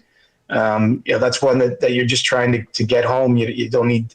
It wasn't a case where he was trying to make a big play there, but he didn't clear the zone and it ties it up. So, I'm still not personally that worried about the Oilers. I do think that they're going to get back to where they need to be, but it hasn't come as easily or as smoothly as you might like. And when it comes specifically to Bouchard, I don't know what the next move is there because really you're banking on him figuring it out, and there's only so much the coach can do to elicit that from him. And I don't think they're at a breaking point yet, but you're going to get there if his play doesn't improve soon. Chris, what do you make, if anything, of the idea that the absence of Paul Coffey behind the bench is part of what the problem is with Bouchard, that he misses Coffey being there and working, presumably, fairly closely with him? Well, it's totally plausible to me. I mean, obviously, Paul Coffey, not only was he one of the game's best defensemen, of his era and of all time. But, he played a game that I think Evan Bouchard could recognize. I mean, it's hard to compare across generations, but certainly would understand the way Evan sees the ice, would understand the plays he's trying to make out there. And, can also understand, quite frankly, when things aren't going well, maybe, it can be a supportive hand. So, it's doesn't seem to me like it's a coincidence that Evan Bouchard really came into his own the last couple of years, 2 years ago in the playoffs, while Paul was there working with him and spending time with him. And I'm sure he's still a resource he can tap into, but it's not going to be the same. He's not in the heat with them every day, on the ice every day of practice, all those types of things. So, at least, Coffey's still in the organization. Like I think that's better than a case where maybe they've moved on from a coach entirely. He's working somewhere else. I mean, you almost, put up a fence there. It's not something you can cross that line. But, I do think that could be part of it. And frankly, this game is still about confidence. I mean, even when you're bringing home one of the larger checks in the league, players do experience dips in confidence. Obviously, he's not getting a lot of positive feedback in terms of his own play. And, it wouldn't surprise me if just part of this is him being a little in his own head, regardless of what it is, that the job is pretty clear. You're in the most demanding hockey league in the world, playing the position he does, mistakes are magnified, on defensemen. A forward can turn over a puck 200 feet from his net, and it doesn't get blamed quite the same when that ends up in the goal. But, it's just, there's a lot of, focus on Evan, and I'm sure he's thinking about it too. And so I bet it's a combination of all those factors. And, as I say, the good side here is we haven't even got to November yet. I do think there's lots of time, but we're also not early in the season anymore, right? It's not, first week or two, we had the same conversation last Friday, I think just by chance. And so, each week that passes where it doesn't turn in a more positive direction, I mean, that the pressure mounts on the player. Well, and I think, too, from a fan point of view, and it's got to be frustrating when you see, I mean, the game earlier in the season after the Flames lost to the Canucks, and you think, okay, well, now they've shown Vancouver what they can do, and then they come out and kind of go on a stretch of laying it in. We thought we saw it the other night against Utah. You kind of thought to yourself, you weren't ready to kind of define it as a turnaround, but you said this could be the start of something. We heard about the dressing room, talk from the leadership group and the coaching. They come out in the second, 5 even strengths. Ekholm slaps it into the net, pissed off. Like, you kind of think that that's the start of something, and then it regresses back. So, like, and for fans to talk like Zach Hyman, I mean, I know he's week to week now, and people are saying, well, and he will provide something different, but it feels to me it's a lot more than that. And this is a team that, you mentioned October now over after today. Thank God for Oilers scheduling and fans kind of saying that's when they usually play bad. But I don't necessarily see this as something now, we talked about this team flipping switches. This is more of a dimmer. Like it's kind of, I don't see where this kind of come from now unless you make a change. Like, is bringing back a Hyman going to really, like, how much does that change things for what you're seeing from the group in terms of effort, turnovers, all that thing? I mean, Hyman certainly doesn't help Bouchard. And even on that winner from JT Miller, I think we were going around, Skinner maybe can get a share last night, Draisaitl as well. So it just seems more than we're crying out for one Zachary Hyman to return right now at this point.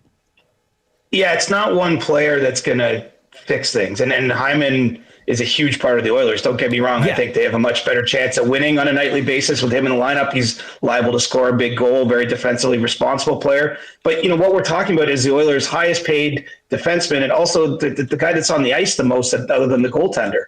Bouchard tends to lead the Oilers in time on ice every game. And so if he's not making good decisions in a game, you're playing at home, you've got control of the game, that's what you have to eliminate. And look, everyone's going to make mistakes. I'm not saying there's a perfect player anywhere you can find in the league, but when you log the minutes that Bouchard does for this team, and when you're in a game like last night's game where the win is right in front of you, just close out those last 7-8 minutes, whatever it was.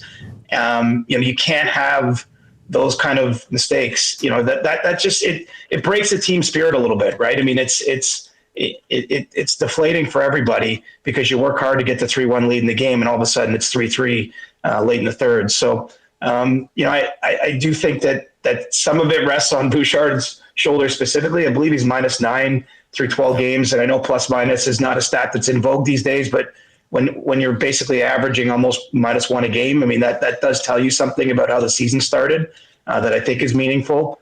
So he's got to tighten it up, and then collectively, I do think things will get better with Hyman in there, but it sounds like he's going to be a bit of time too. So that the white knight isn't coming through the door tomorrow morning. It's gonna take some time now. Chris Knobloch has taken some criticism in this market for just how often he's blended the lines. I don't know around the league what other coaches are doing, but is Edmonton a bit of an outlier in the way that they're handling their deployment of personnel? I wouldn't say they're an outlier, but it does tell us something, right? I mean, typically coaches don't set out wanting to do that. I mean, sometimes injuries force your hand. Obviously, in this case, I think some of it's performance or just trying to find the right blend of players. The fact that that's happening does tell us that it's an unsettled, spot for these first few weeks for the team. And so, there are definitely other teams that do it. I mean, the one that just pops right into mind is, plays down the road from where I'm sitting. The Maple Leafs have had a similarly kind of up and down start to their year, and they literally have not had anything close to set lines. I mean, everything has been on the table over the 11, 12 games they've played.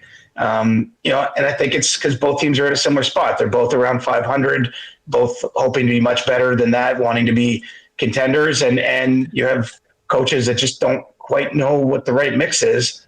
The one I'm wondering about too is Connor McDavid. It just feels like his start individually has been a little quiet. I'm not blaming that on line mates or things moving around, but I think when you have the top of your top players are performing, maybe things fall into line a little better.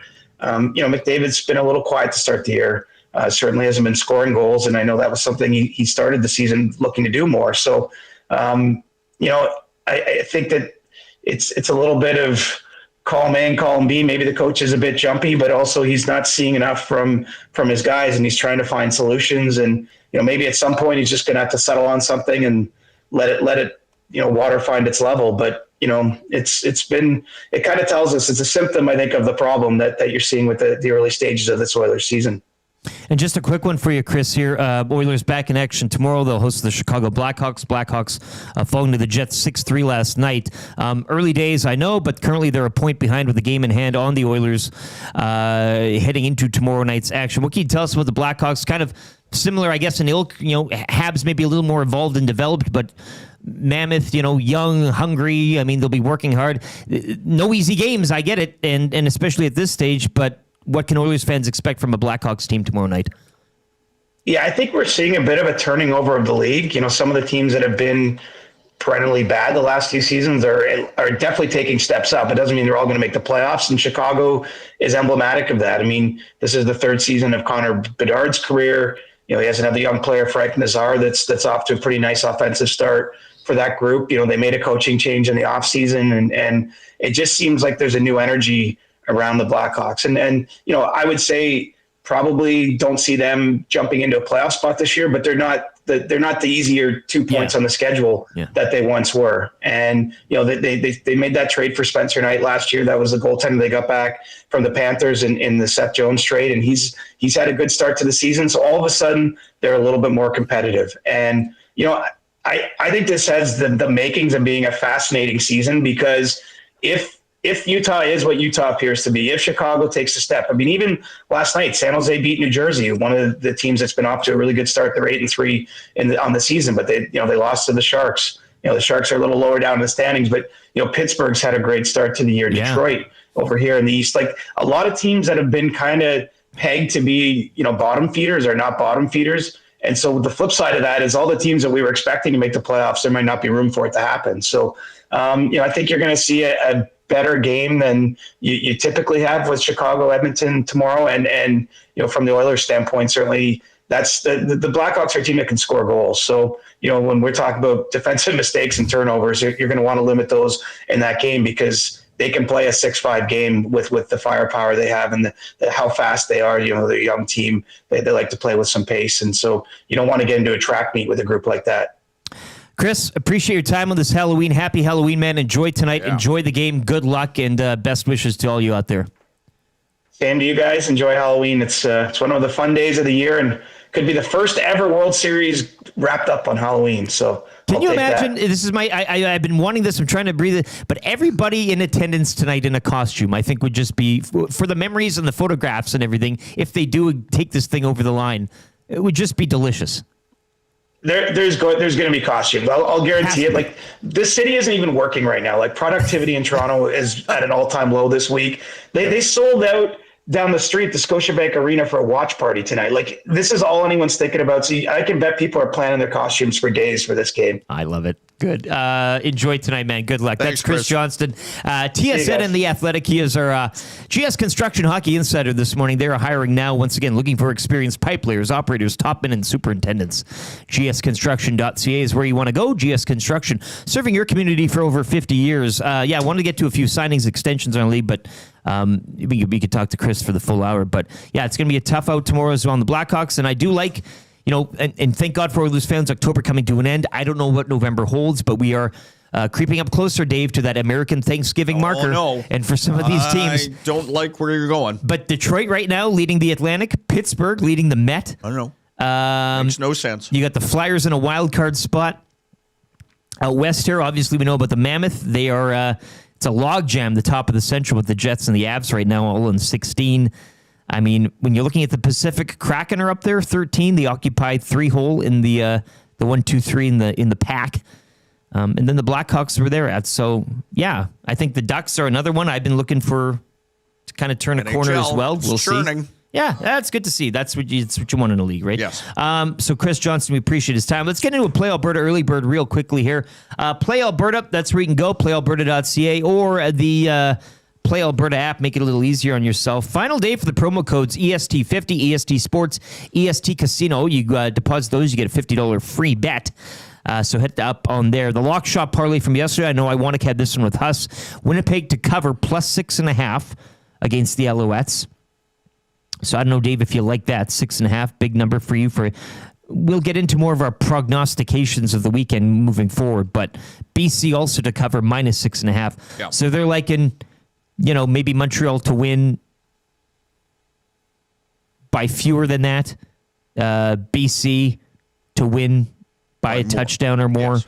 Is that kind of where you're leaning? Yeah, I can get down on that one. Yeah, I would take that. Sprinkle a tenner on that. You can get that plus 245 right now. That is the lock shot parlay.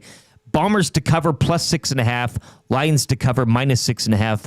Boosted to plus 245. Head to Play Alberta right now. Click on sports at the top, EST specials tab on the left. It'll take you right there, plus 245. So get involved and use your game sense as well. Don't forget, hour 2 of the Nielson Show presented by Game Sense. If you're laying down a little money this weekend on the CFL, set a budget before you play. Visit GameSenseAB.ca to learn how. Remember, if you gamble, use your Game Sense. We'll hit a sports update here in a couple minutes. We'll come back with an that's good for the Italian Center. Talk a little Jays. Talk a little CFL. Mostly Jays, though. Of course. Is that okay? Yes. I know we kind of the menu's full. We'll be doing some NFL. Why would you fight the Blue Jays as a story or a topic? No, unless you're for all the Dodgers fans listening, maybe they don't want to hear too much. Cam Moon is a Dodgers fan. He is. Yes, he is. Had the pleasure of listening to him last night, final 10 minutes of the game, alongside Bob. It was great. Always a treat. If you ever wanted to fully understand or appreciate what anguish is, listen to Stauffer in a game like last night. It was not. No, it's there's a lot of moaning. Man in agony. Gnashing of teeth. Oh, yeah. Yeah. Let's dive into the Paris Steelers inbox here while we have a few minutes. King of Fort Nasty says Bouchard turns over the puck more than Jamo turns over his bed sheets. Is that a inside joke here? No. He says cheers. Wrong. Yeah. Yeah. No, back at you. Some really bad ones on Bouchard I can't read over the air, even for 95.7 Cruise FM. It's just, I wouldn't be able to do it. Don't drag them down to our level. Somebody's redone the entire Monster Mash in an Oilers theme. Really? It's one of those AI things? Tube socks, of course. And I would assume with tube socks it is AI or 3D printed. Okay. Happy Halloween from Savannah, Georgia, the full Jaunty says. Munching the data down south. Nom, nom, nom, nom, nom, nom, nom, nom, nom. That's what we do, munching the data. Yes, I know that. Tails says Bouchard needs to take Jason Strudwick's defenseman camp next summer. Could you imagine you're rolling in there with your kid and there's Evan with his parents and ready to go. And and he's dressed at home. Yeah, and no preferential treatment from Struddy. Yeah. Like they're all treated this like you get in line with the kids. You're up next. Hey, Tails, that's a pretty good text actually. That is actually. Tuck that one away. The incorporation of Struddy's defenseman camp. I like that. Kevin inquires why does Nurse always look so grumpy? Thought he looked pretty happy last night following his second. Chris in Alabama says put Bouchard on the forward line so he'll never get near the defensive blue line. A lot of people have toyed with that. Rip City Step has always toyed with Nurse being a forward. I'll give you this. That's what we do in this town. If there's line one is McDavid flanked by Bouchard and Nurse. Yeah. That's everyone's wet dream here, it appears. Back in the day when we were at TSN, there was a period where this one particular listener was trying to sort of workshop the idea of McDavid as a defenseman. Oh, I've never heard this one yet. Yeah. Okay. No, I mean, it's very early in McDavid's career. Oh, okay. Yeah. Okay. Non-starter. Non-starter. Were there bullet points that we can kind of know? There was nothing like. I can't remember what the supporting argument was, but it was one of those, where Wanako, stop reading that text. Stop reading that text. Did he give you the hand signal? Yeah. The double pane glass, yeah. Mike, the Michigan fan, let's go. Red Wings, the playoff drought ends this year. Perhaps they're another team that's been looking to turn over the leaf. YouTube, Trev, really quickly before sports update here for Park Mazda. Out of those teams that I railed off earlier, and maybe we'll cut it down a bit. You got the Red Wings. I'm not going to include the Penguins.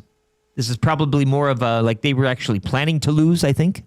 Was the play there? Maybe one more for the That one's surprising. That is surprising. Aside from the coaching change. That one's going to fall off. It has to. That will. So I'll take him out of this conversation. But the Red Wings, and these are teams that are expected to make that jump. Red Wings, do we throw Habs in there? Or have they made that? I was big on them coming into this year. They've been ascending for a bit, have they not? Okay, so we'll take them out. So I'll go Red Wings. I will go Mammoth. I'll throw in Kraken just because. To me, in that group, Red Wings is the one that surprises me the most. No, but also more confident of them maintaining that position. The maintaining. Well, I guess maybe this is just between the Red Wings and the Mammoth. Let's do East-West. Yeah. Between those two, who do you think is still kind of where they are and still, not finding their way through the back door into a postseason, but still either tops or fighting for tops of the division? Who's more likely? And can keep this going. Yeah. I think, me, and I'm jumping in on the play here. Yeah, I've sort of pinch up. Thrown my arms, a warm embrace around the Mammoth. I just like their story. Tusks up. I like the story of what they're building there and what the ownership, Ryan Smith, has done. Yeah. In terms of, the facility and what they did to the arena. He's and all the in. fact that this team, which was, wandering around the desert, actually, is now found a place and it looks like it's going to go. In a tight central, though. Central. That could be the only problem facing them is the company you keep. With the Jets and the Avs. But I think it's a great story, what they've been able to, what the NHL has been able to, God bless it, conjure out of that market. Maybe Senators would be another one? Yeah, you could throw Senators in that More mix. so than the Habs, yeah, for the spirit of this conversation. I agree. But I mean, I had Detroit and Utah both making the playoffs this year. Like, I see those teams. Detroit, I remember when they got McClellan last year, there was a stretch where they were the best team in the league. It was like it was almost a month that was a time. bump. Like that they was were a bump. and then they blew it. So I think they're going to learn from their mistakes last year. And I mean, when the Oilers played them, they looked really good. I've watched quite a few games. I think they've looked solid. So and that goes for both teams. Just young, they're hungry, and very, very skilled. So I think both teams will make it. Let's have a sports update right now for the great staff at Park Mazda and dealer principal Mitch Lewicki, where he slept last night in his Halloween costume in preparation for Halloween today. Check them out today, 938 First Street in Sherwood Park. That's Mitch Lewicki in Park Mazda or online parkmazda.ca. Trev's got an update. It is the Nielson Show. Dave Jamieson in for Dustin Nielson, Lieutenant Eric, presented by Weiss Johnson on Edmonton Sports Talk, presented by Play Alberta. We'll be back with That's Good for the Italian Center and our NFL analyst, Mike Garafolo, coming up in hour 2.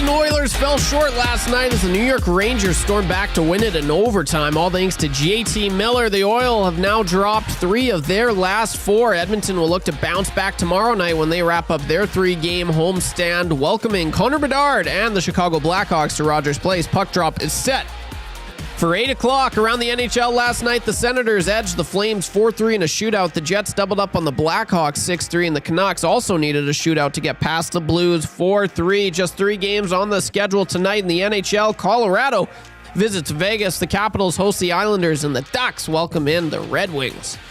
NFL Week 9 kicked off last night. Lamar Jackson returned in a big way after missing 3 games. He threw for 204 yards and 4 touchdowns as the Ravens rolled past the Dolphins 28-6. Week 9 action continues on Sunday. In baseball, the Blue Jays are just 9 innings away from their first World Series title in more than 30 years as they host the Dodgers tonight in Rogers Place for Game 6. Kevin Gausman gets the ball for Toronto while Yoshinobu Yamamoto starts for LA. First pitch at 6:30. In the NBA last night, the Magic beat the Hornets 123-107. The Thunder stayed perfect with the 127-108 win over the Wizards. Milwaukee got past Golden State 121-10, and the Spurs knocked off the Heat 107-101.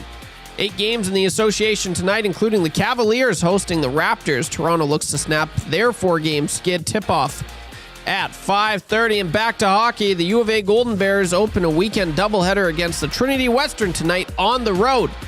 Puck drop is set for 8 o'clock. This sports update is brought to you by the fine folks at Park Mazda and dealer principal Mitch Sawicki, your dealer for life.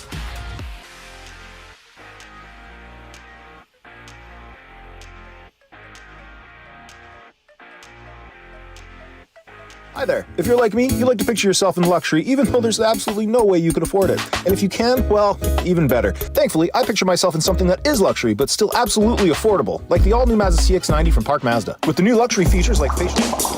I was working in the lab late one night when my eyes beheld an eerie sight. For my monster from his slab began to rise, and suddenly, to my surprise, he did the monster mash. It was a graveyard smash. It caught on in a flash. He did the monster mash. From my laboratory in the castle east to the master bedroom where the vampires feast. The ghouls all came from their humble abodes to get a jolt from my electrodes. They did the monster mash. It was a graveyard smash. It caught on in a flash. They did the monster mash. The zombies were having fun. The party had just begun.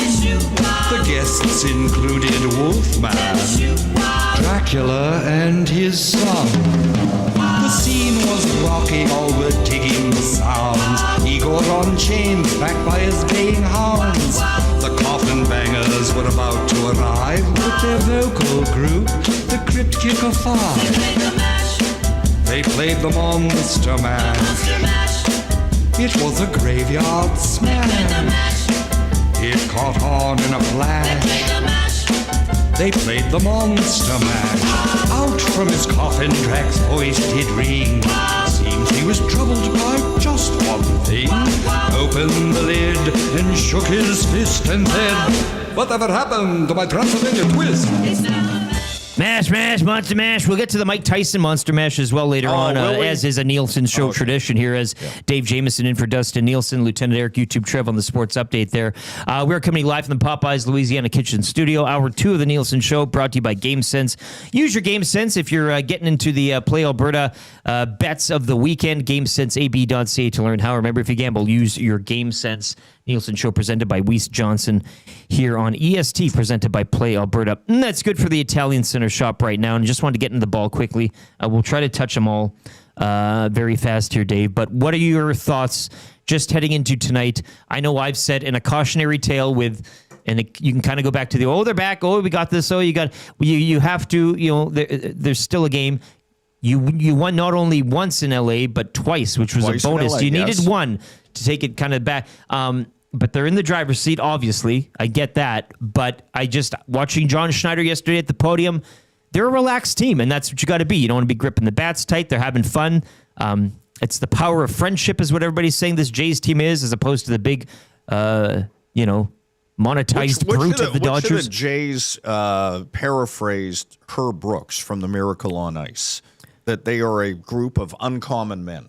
Sure. And that's what, and I'm not going to lie and say I watched every Jays game this year. The working man's team, if you will. Fair. You can point to Addison Barger and say that's me. Contrasted Davis to Schneider, Los Angeles. Yeah, exactly. Bright lights. Bright lights, but also, the best team money can buy. Yeah, and that's I going into this series, I thought that storyline, talent aside, but I've said before, the romanticism of sports and all that, the storyline of the Jays being that kind of team and loose and not even supposed to be here.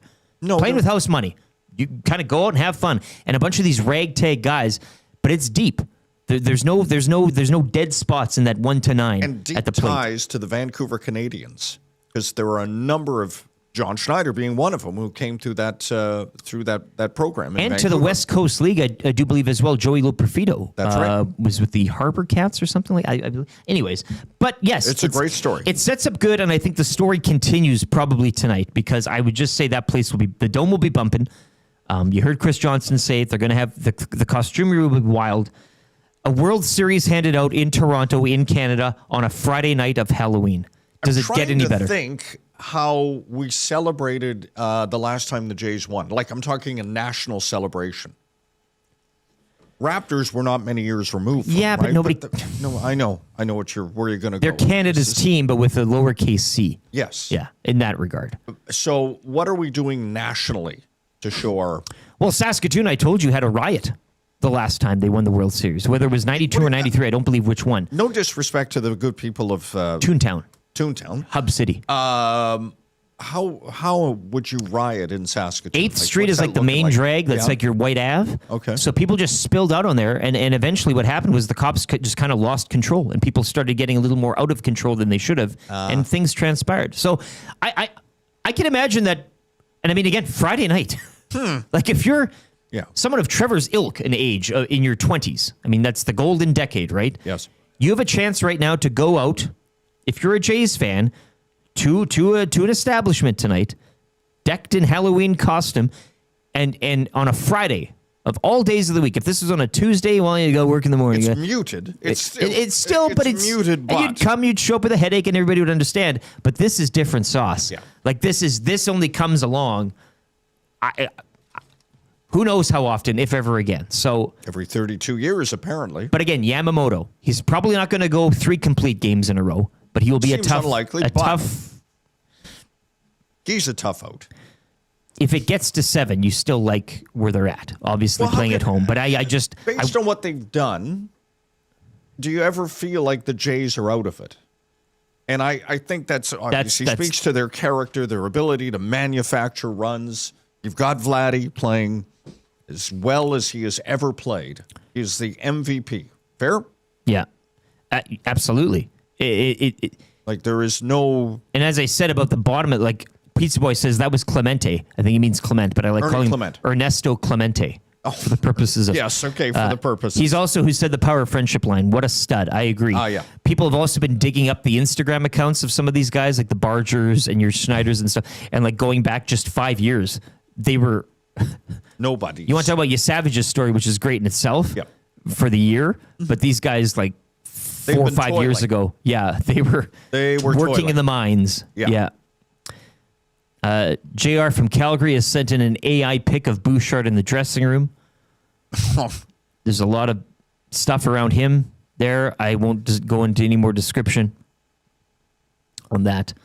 Mike Garafolo will be joining us in a matter of minutes. Is he in the green room yet or no? Okay, we'll give him some time here. He'll be joining us, and it's a little early. Well, I think he's keying in here, so we'll get to the NFL picture as well here coming up with Mike Garafolo. If you have any texts, once again, we're looking for Bouchard texts. That's probably your route to Royal Pizza. It is Halloween. Bouchard was a fright last night. fill in the blank. 2 + 2 is 4 here. We're making it really simple for you. 780-218-9999, and that'll get you to Royal Pizza and the Text of the Day prize. If you are watching on YouTube as well, hit that thumbs up, subscribe to the channel if you haven't already. We are ever close, 40 away till 200. You could probably do that for the top of the hour, and we'll be on pace for the good. Trevor's giving me the signal right now. I don't have it embedded in the cap yet. We're not at major league level. Chip? We're still doing hand signals here. Yes. No chip. We're not that technically advanced. But joining us right now and as our NFL analyst, we'll get to the NFL picture, the Week 9 slate, which obviously kicked off last night from Miami. A fright as well for Dolphins fans last night. That was a tough watch, Dave. Painful. If you are a fan of Fins Up. Mike Garafolo, NFL analyst, joins us on the Firehouse Subs hotline. Once again, 15 locations across Edmonton and the greater area. If you're looking for a bite on this Halloween night, you might want to check them out today. And it's easy to grab a hot and hearty sub close to home. Firehouse Subs, hot, hearty, made to satisfy. Let's bring in Mike Garafolo this morning. Mike, welcome back to the show. I can't say it enough. You've been a great addition to the Nielson Show here. Lieutenant Eric, Dave Jamieson in for Dustin Nielson this morning. It was also probably a great night and a great day today to be a brown paper bag salesman in the city of Miami or the greater Miami area. Watching that fourth quarter and the camera shots of some of those sullen Dolphins fans really summed up the evening, did it not? It did, and I thought it was a little premature. I mean, I know there have been so many bad vibes down there. I know it was a little, but it just felt premature. Like one game, and like, oh, here comes the run, and here comes the turnaround, and the haka dance, and all this stuff. And it's like, I needed to see a few weeks of that before, so it just felt kind of weird, especially with knowing that Lamar Jackson was coming back, and the fact that the Ravens feel like they're in a and I had mentioned this before the bye. After the bye, their schedule softened up significantly, and that's when they were hoping for to get bodies back. So I think everything's trending in the right direction for the Ravens. They are approaching it like every game is a must-win. It's really not. I mean, you can afford 2 to 3 more losses, but you'd prefer to not have those, especially where you are right now in your schedule. If they can run the next 3 in a row, let's say, now they're sitting at 6-5. And I know it's easy for me to sit here and say, well, they can just win the next 3 NFL games, knowing how hard it is to win just one. But you know where the schedule is. You know what they look like now. I at some point last night during the course of the game, I was like, I forgot to tweet out my clip from Good Morning Football yesterday, where I was like, all these second guessings of the coordinators on both sides of the ball. Like I'm in this business long enough to know that good players make good coaches, and the Ravens have had good players on the sideline on both sides of the ball. Yeah. Now they're healthy. Lamar Jackson back. Patrick Ricard, the fullback, I kept saying he was a big part of what they were missing. Everybody's back. They're in a soft part of the schedule. They're trending in the right direction. Lamar Jackson, when you watched him last night, Mike, appeared to show no signs of either the injury or the layoff. You know, obviously you expect some level of rust, but that appeared not to be the case. A big part of why he missed the extra game, at the very least, was how he was feeling, and he knows his body. And we could sit there and say, like, oh, you got to push through it and all that. I mean, it was probably smart on his part to let them know what he was feeling and saying, I'm not going out there till I'm 100%, because I don't want to go back at 90 and then I aggravate it. Now we're back down to 60, 70, whatever it is. Let's be 100%. Let's feel we're good about where we are, especially because, like I said, they had that stretch coming up, and he probably knew once they get healthy that they'd still have a chance to make a run here and be alive. Look, you're not going to be the 1 seed, but that kind of sort of went out the window even when he was in the lineup with how they got off to a start this year. So I give him credit for that. It's not being soft, it's being smart. And I think he was really smart with how he handled this injury, the feedback that he was giving. And that may have led to some of the confusion last week, by the way, the fact that, he was probably giving them some feedback about how he felt, and they thought maybe he was on a different trajectory. That being said, they're going to get penalized for the whole injury report thing because he was not a full participant in practice on Friday. NFL analyst Mike Garafolo from the NFL Network, brought to you by Mobile One. Get your Mobile One oil change at Girard Tirecraft, 9845 41st Avenue. Proven protection for every drive you have.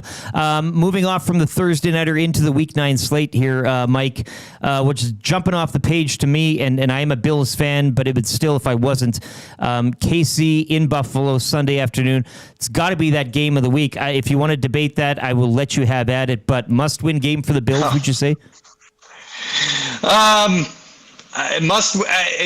thought Kyle Brandt yesterday when we were on GMFB, Kyle Brandt put it really well. If they win the game, it's kind of like, okay, great. Like, you guys have won this regular season game against these guys before.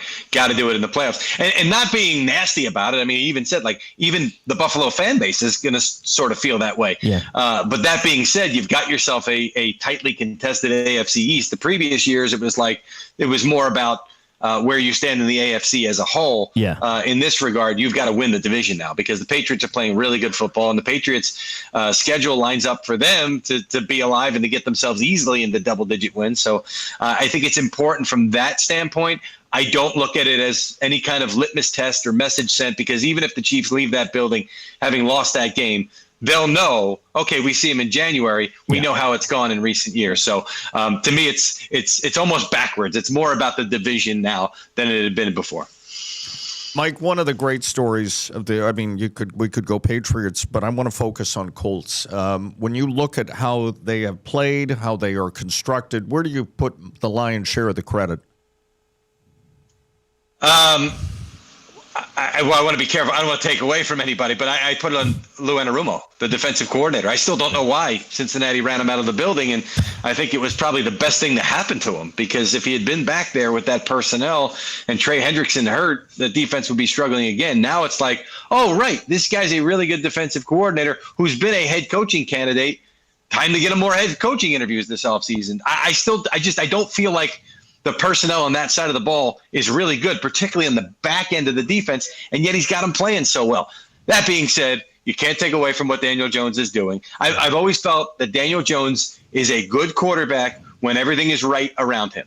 If you need him to do more than that and lift the offense up, it's not going to work. That's what the Giants did. They paid him, and then they said, okay, now we need you to make that next step. He's not going to do that for you. But when you got a really good offensive line and you got a running back that's running the ball extremely well, the way that Jonathan Taylor is, he's got to be the offensive player of the year at this point.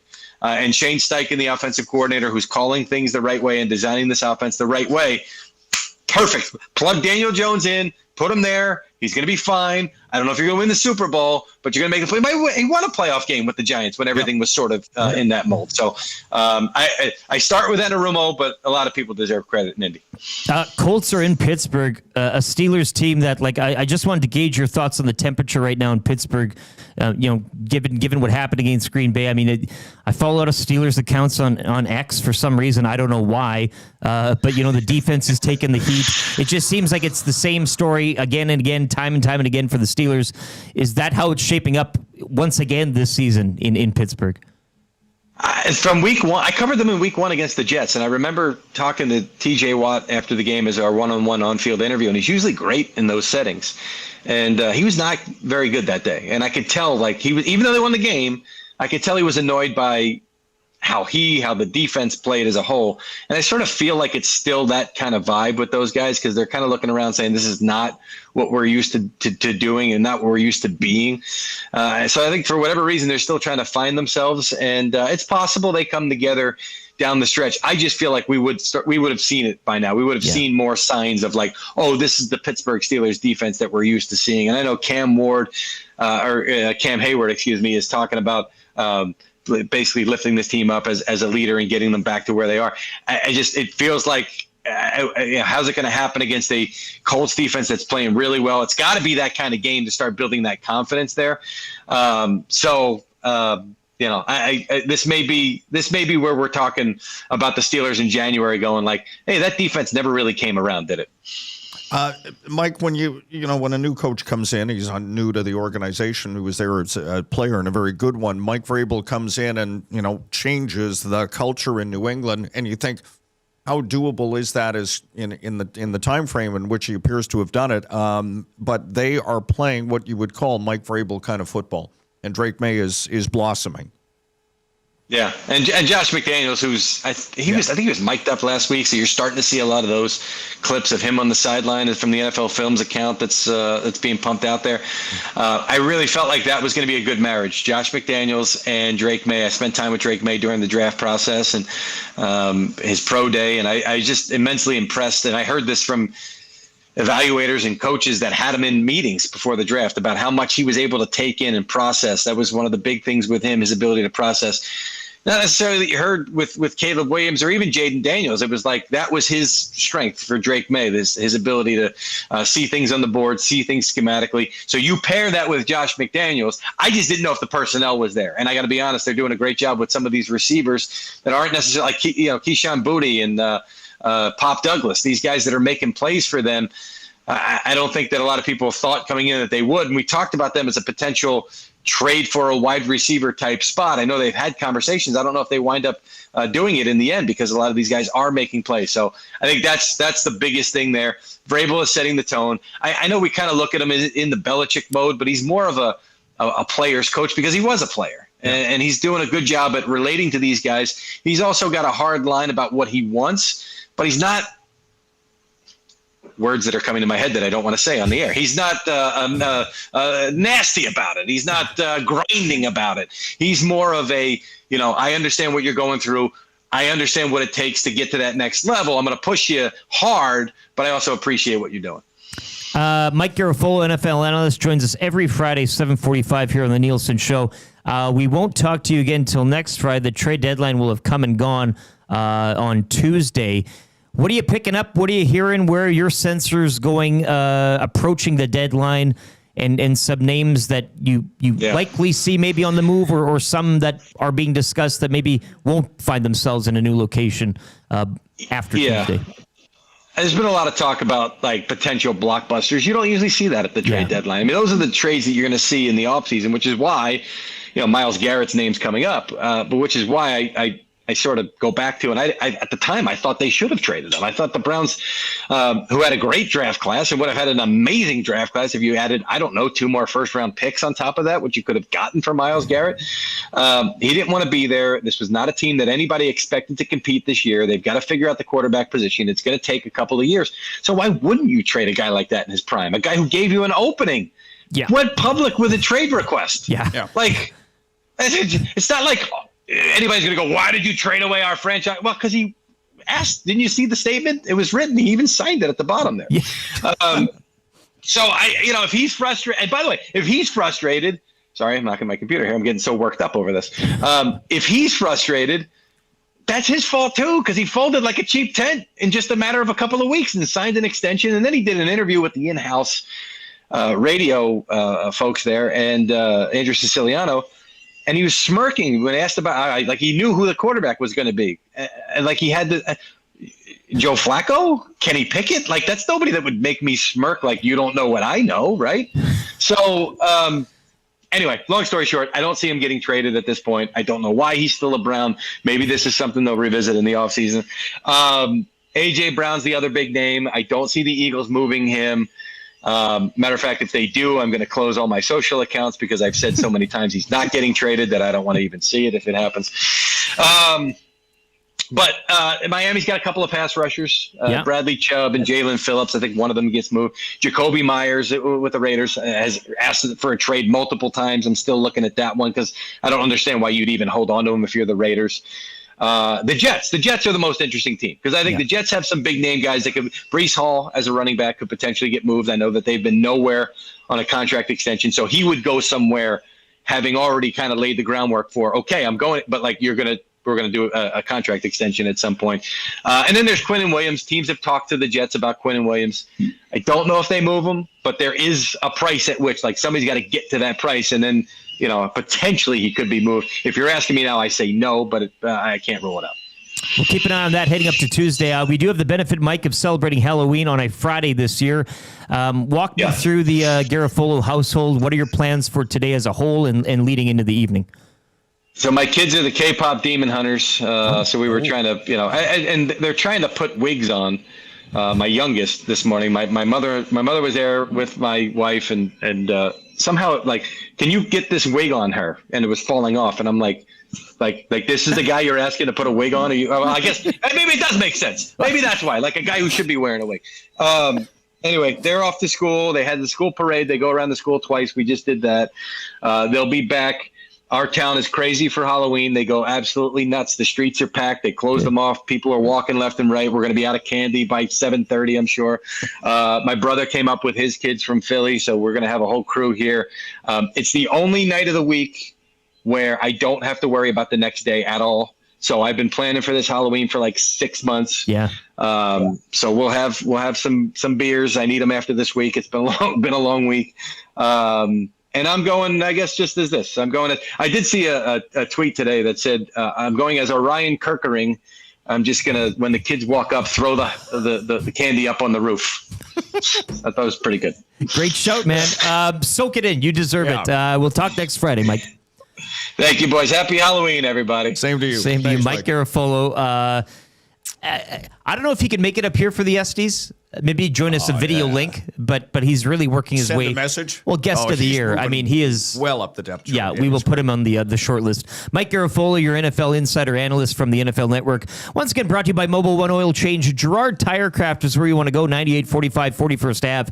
Proven protection for every drive you have. 8 o'clock, we're going to head into the third hour. The second hour of the Nielson Show, once again, was brought to you by GameSense. If you're looking to place a little wager or bet up at Play Alberta this weekend, set a budget before you play. Stay informed. Visit GameSenseAB.ca to learn how. Remember, if you gamble, use your GameSense. We'll need to contest it right now for kind of easy trivia. YouTube Trev, I keep forgetting we're looking to stretch it to 38-0 today. Yes, so we're at 37-0 in the 95.7 Cruise FM era. Let's get to 38. Remain perfect. Dave's got the questions. They've been stenciled down, well prepared. Marinated. These could have expired by now. Right? You who wins game 5? And it's already happened. We don't even... So this could be very easy. We're laying it up for you today. You're playing for Mr. Mike's. You need 3 out of 5. Text in 780-218-9999. Let Trev know that you want to play. And then once you text in, be by your phone. I know over the past couple of days, he's phoned somebody anxious to play, and you don't pick up. You drop the ball. So if you text in, I want to play, be by your phone. Trev will call you from an unidentified number. You'll want to pick up that call. Pick up the phone. Remember that commercial? Oh, yes, I do.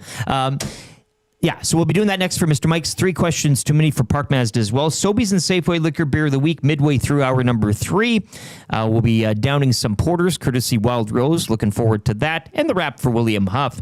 It is the Nielson Show presented by Weiss Johnston here from the Popeyes Louisiana Kitchen Studio. And EST, of course, presented by Play Alberta. Dave Jamieson in for Dustin Nielson, Lieutenant Eric. YouTube Trev's got a sports update right now. And that is for Windsor Plywood Leduc. Locally owned and operated, serving Leduc and the surrounding area since 93. Doors, flooring, baseboards, and of course, plywood. Go see the knowledgeable staff at Windsor Plywood Leduc.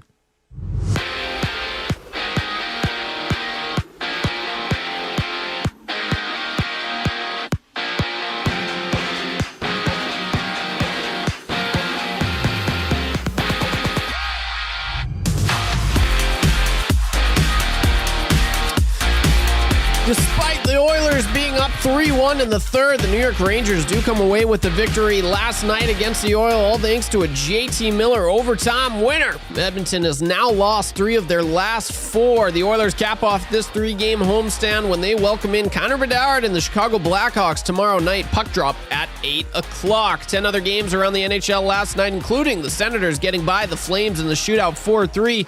The Jets double up on the Blackhawks 6-3, and the Canucks hold on to defeat the Blues in a shootout as well. 4-3 is the score. Just 3 games on the NHL slate tonight as the Avalanche head to Vegas to take on the Golden Knights. The Capitals welcome in the Islanders, and the Ducks host the Red Wings. NFL Week 9 got underway last night after missing 3 games. Lamar Jackson returned from injury en route to a 28-6 pounding over the Miami Dolphins. Jackson went 18 for 23, completing 204 yards and 4 touchdowns in his return. Week 9 action rolls on this Sunday. Over to the majors tonight. Canada's team, the Toronto Blue Jays, stand just 9 innings away from their first World Series title in over 30 years. as they host the LA Dodgers in a massive Game 6 at Rogers Center. Kevin Gausman gets the first pitch for the Blue Jays while the Dodgers counter with Yoshinobu Yamamoto. First pitch goes at 6 o'clock. Just 4 games in the association last night, which saw the Magic defeat the Hornets 123-107. The Thunder remain undefeated with a win over the Wizards 127-108. The Bucks over the Warriors 120-110, and the Spurs get by the Heat 107-101. 8 games in the NBA tonight, including the Cavaliers hosting the Raptors. The Raptors look to snap their 4-game losing streak. Tip-off for this one at 5:30. Back to hockey. The U of A Golden Bears play 2 games against the Trinity Western University this weekend in back-to-back nights. Game 1 is tonight. Puck drop is set for 8 o'clock.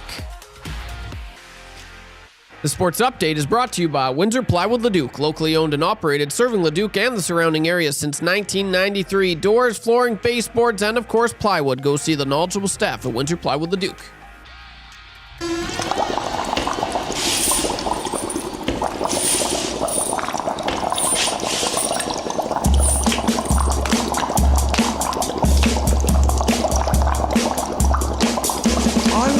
In the lab late one night, when my eyes beheld an eerie sight, for my monster from his slab began to rise, and suddenly, to my surprise, he did the monster mash.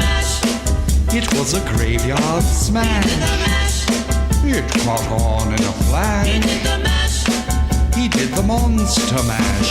From my laboratory in the castle east to the master bedroom where the vampires feast, the ghouls all came from their humble abodes to get a jolt from my electrodes. They did the monster mash. It was a graveyard smash. It caught on in a flash. They did the monster mash. The zombies were having fun. The party had just begun. The guests included Wolfman, Dracula, and his son. The scene was rocking, all were digging the sounds. Igor on chains, backed by his baying hounds. The coffin bangers were about to arrive with their vocal group, the Crypt Kicker 5. They played the monster mash. It was a graveyard smash. It caught on in a flash. They played the monster mash. Out from his coffin, Drac's voice did ring. Seems he was troubled by just one thing. Opened the lid and shook his fist and said, "Whatever happened to my Transylvania twist?" It's now the mash. It's now the monster mash. And it's a graveyard smash. Look, it's a goat. It's now the monster mash. Now everything's cool. Drac's a part of the band. You look like you've been Botoxed. You're Michael Jordan for Halloween there, LT. Crying, Jordan.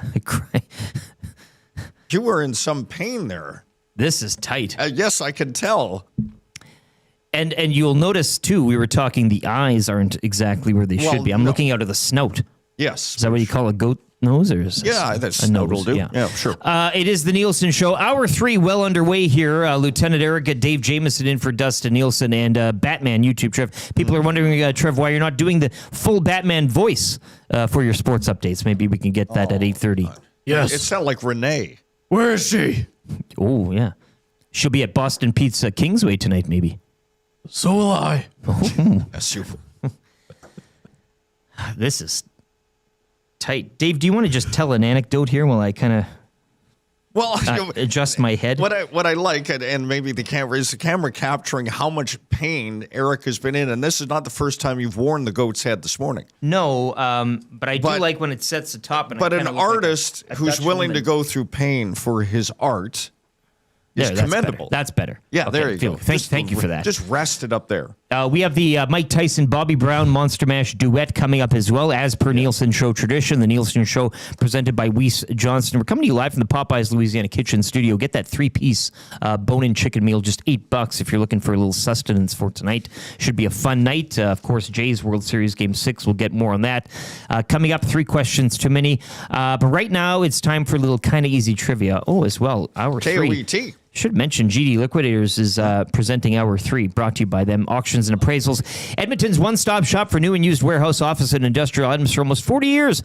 Don't miss their monthly online auctions, www.gdliquidators.com. Canadian-owned and operated. Make them your first call, 780-447-2787, or you can check them out, 14510 124th Avenue. We're looking to go 38-0 in the Cruise FM era, 95.7 Cruise FM, and a great morning to everybody listening on the FM dial, and of course the iHeart TuneIn radio apps.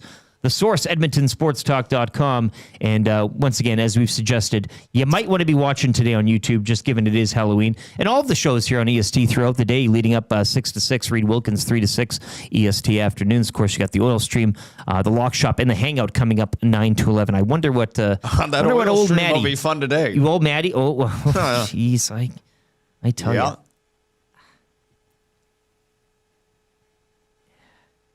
There we go. So I wonder what Iwanik's got up his sleeve. He loves Halloween, hey? He's a prankster. He's a bit of a prankster. Will he be tricking or treating today? Huh? Well, I'm glad you're here today. This is a great show, a Halloween special, if you will. Okay, let's go to the trivia here. Let's not waste any more time. This is Dave. Dave? Dave? Just Yes. Dave. Okay, Dave. Just Dave. All right. Dave's playing for Mr. Mike's Steakhouse Casual. They have a new location opening soon in Bonnie Doon. You can check out MrMikes.ca for more details on that. You can order online as well, Skip the Dishes and DoorDash. Mr. Mike's, eat locally, enjoy casually. He'll not only be playing for a Mr. Mike's GC, but while Dusty is away, he will be looking to unlock a Club Beat Loop remix from the vault. So pressure's on, but I'm sure he'll get it over the line. He needs 3 of 5. Dave's got the questions. Dave will be asking Dave. Dave, how you doing, man? Have you played before?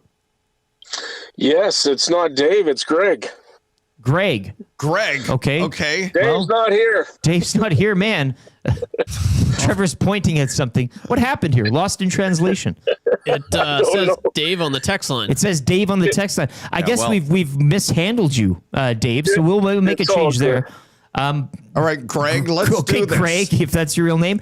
Yeah, 3 out of 5. We'll start the ticker after Dave reads the first question. This is highly confusing. All right, here we go. Question 1. What title can the Blue Jays clinch tonight? The World Series. Who do the Blue Jays play in the World Series? LA Dodgers. What Oiler defenseman scored 2 goals last night? Oh, wow. Nurse. Who did the Oilers lose to last night? New York Rangers. Is Lamar Jackson a Raven or a Dolphin? He's a Raven. He's kicking ass.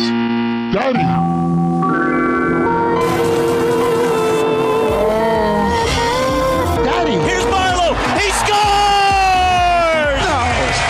No. Patrick Marlowe, Mr. San Jose Shark, scores his 500th National Hockey League goal. Tom Brady delivers a strike to a cutter. Low tide. What a goal! Henrik Samuelsson. How do you leave the most dangerous man in the world by himself in the bank with all the money? No.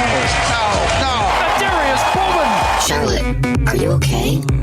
I am not feeling very well. Oh, Daddy likes. I'm Poppy. Now here's an opportunity. Raczynski walking in, backhander, and he scores!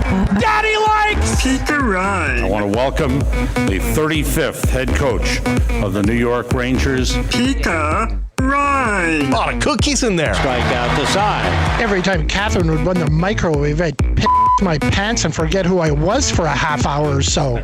There's a lot of energy. Oh, thanks. Sorry, bye. All right, congratulations to Greg. Greg, we confirm that. It's kind of funny how that was awkward. Wow, I didn't know what was going on there. That was a confusing twist. But what a twist. And he stretches the streak to 38-0. Congratulations to Greg. You're going to Mr. Mike's. And 38-0 in the 95-7 Cruise Affair for kind of easy trivia. Let's get into 3 questions too many right now, brought to you by the great staff at Park Mazda and dealer principal Mitch Lewicki, where every year he dresses up as a successful dealer principal. Park Mazda, your dealer for life. It's an act. It's all an act, Dave. It's all a costume. But if you you dress up like that, then soon you will become that, right? You just Exactly. you think it into existence. Isn't that it? You're what's the word I'm looking for? But manifesting. He's manifesting himself. Yes. Into social medias. Boys, we'll go around the horn here quickly. Where can people follow you, Dave, on social media? If they At the Dave Jamieson. so choose. You are on Instagram too, weren't you? Yeah, but very limited use. You went to Indian Wells that one year, and you were. I did. You I were was popping really, off. You know what I should have done on Instagram? I should have utilized it for my trip to Montreal. Fabulous place. See, that's what the gram is for, man. Yes, and I was there last week, and I loved it. I regret not learning French. Tube, do you know French? Do you speak? No. No, not a chance. No. Not even a little bit. He's got a Rufus Wainwright handle on the French language. Just kind of say whatever. Je m'appelle. Yeah, sure.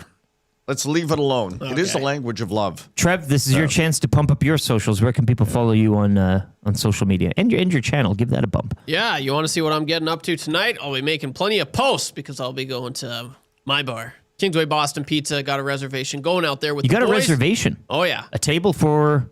I think there's like 6 of us going. Not bad. Ooh, So the should boys. be good. Yeah, I Playing can't wait, man. with the A corner suite. You can follow a corner me booth. at YouTube_Trev. That's on X. That's on X. What about the Snapchat? No. What do you mean, no, guy? Well, my Snapchat. You used to. It's party-boy. Party boy. Party boy. Yeah. Not bad. Maybe send an old snap or two Yeah, tonight. I get the snaps Feeling out frisky? tonight. Yeah. I got a few nasties on Snap. And tell the people about your YouTube channel. What's cooking up there? Yeah, if you want to check out my YouTube channel, you can do so. It's one word, above average. I do NHL content.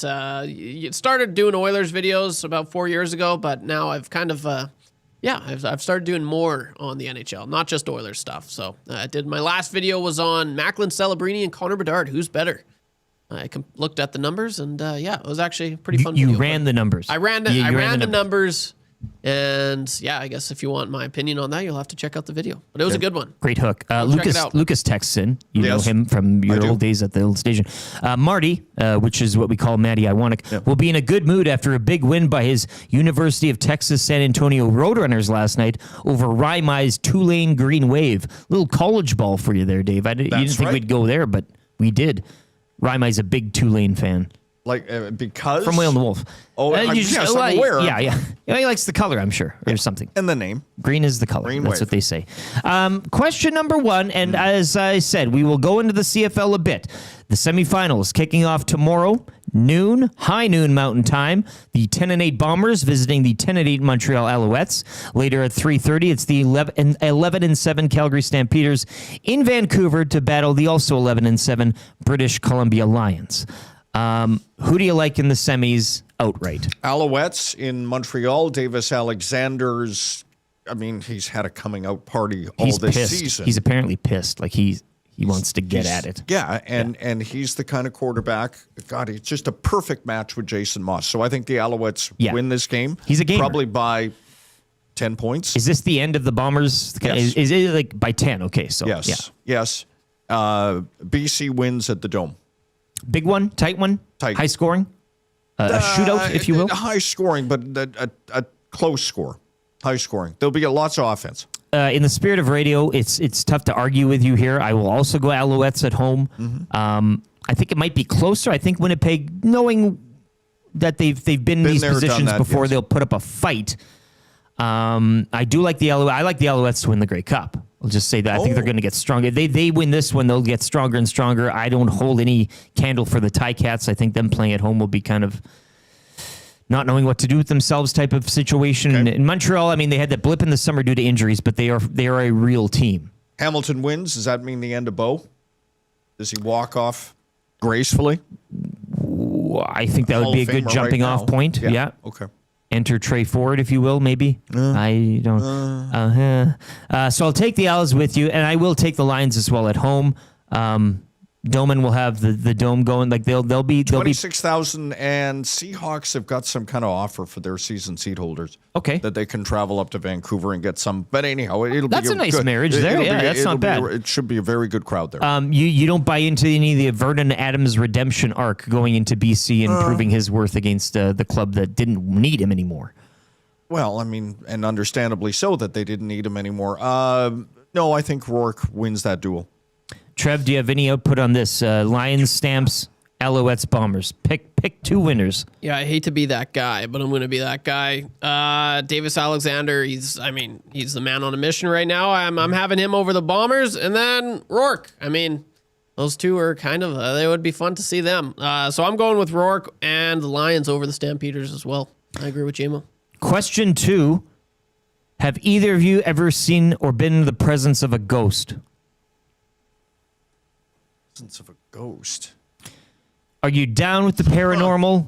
Do you have a story that you'd like to share? 780-218-9999. Look, that can mean a lot of things. A ghostly presence, a feeling, if you will.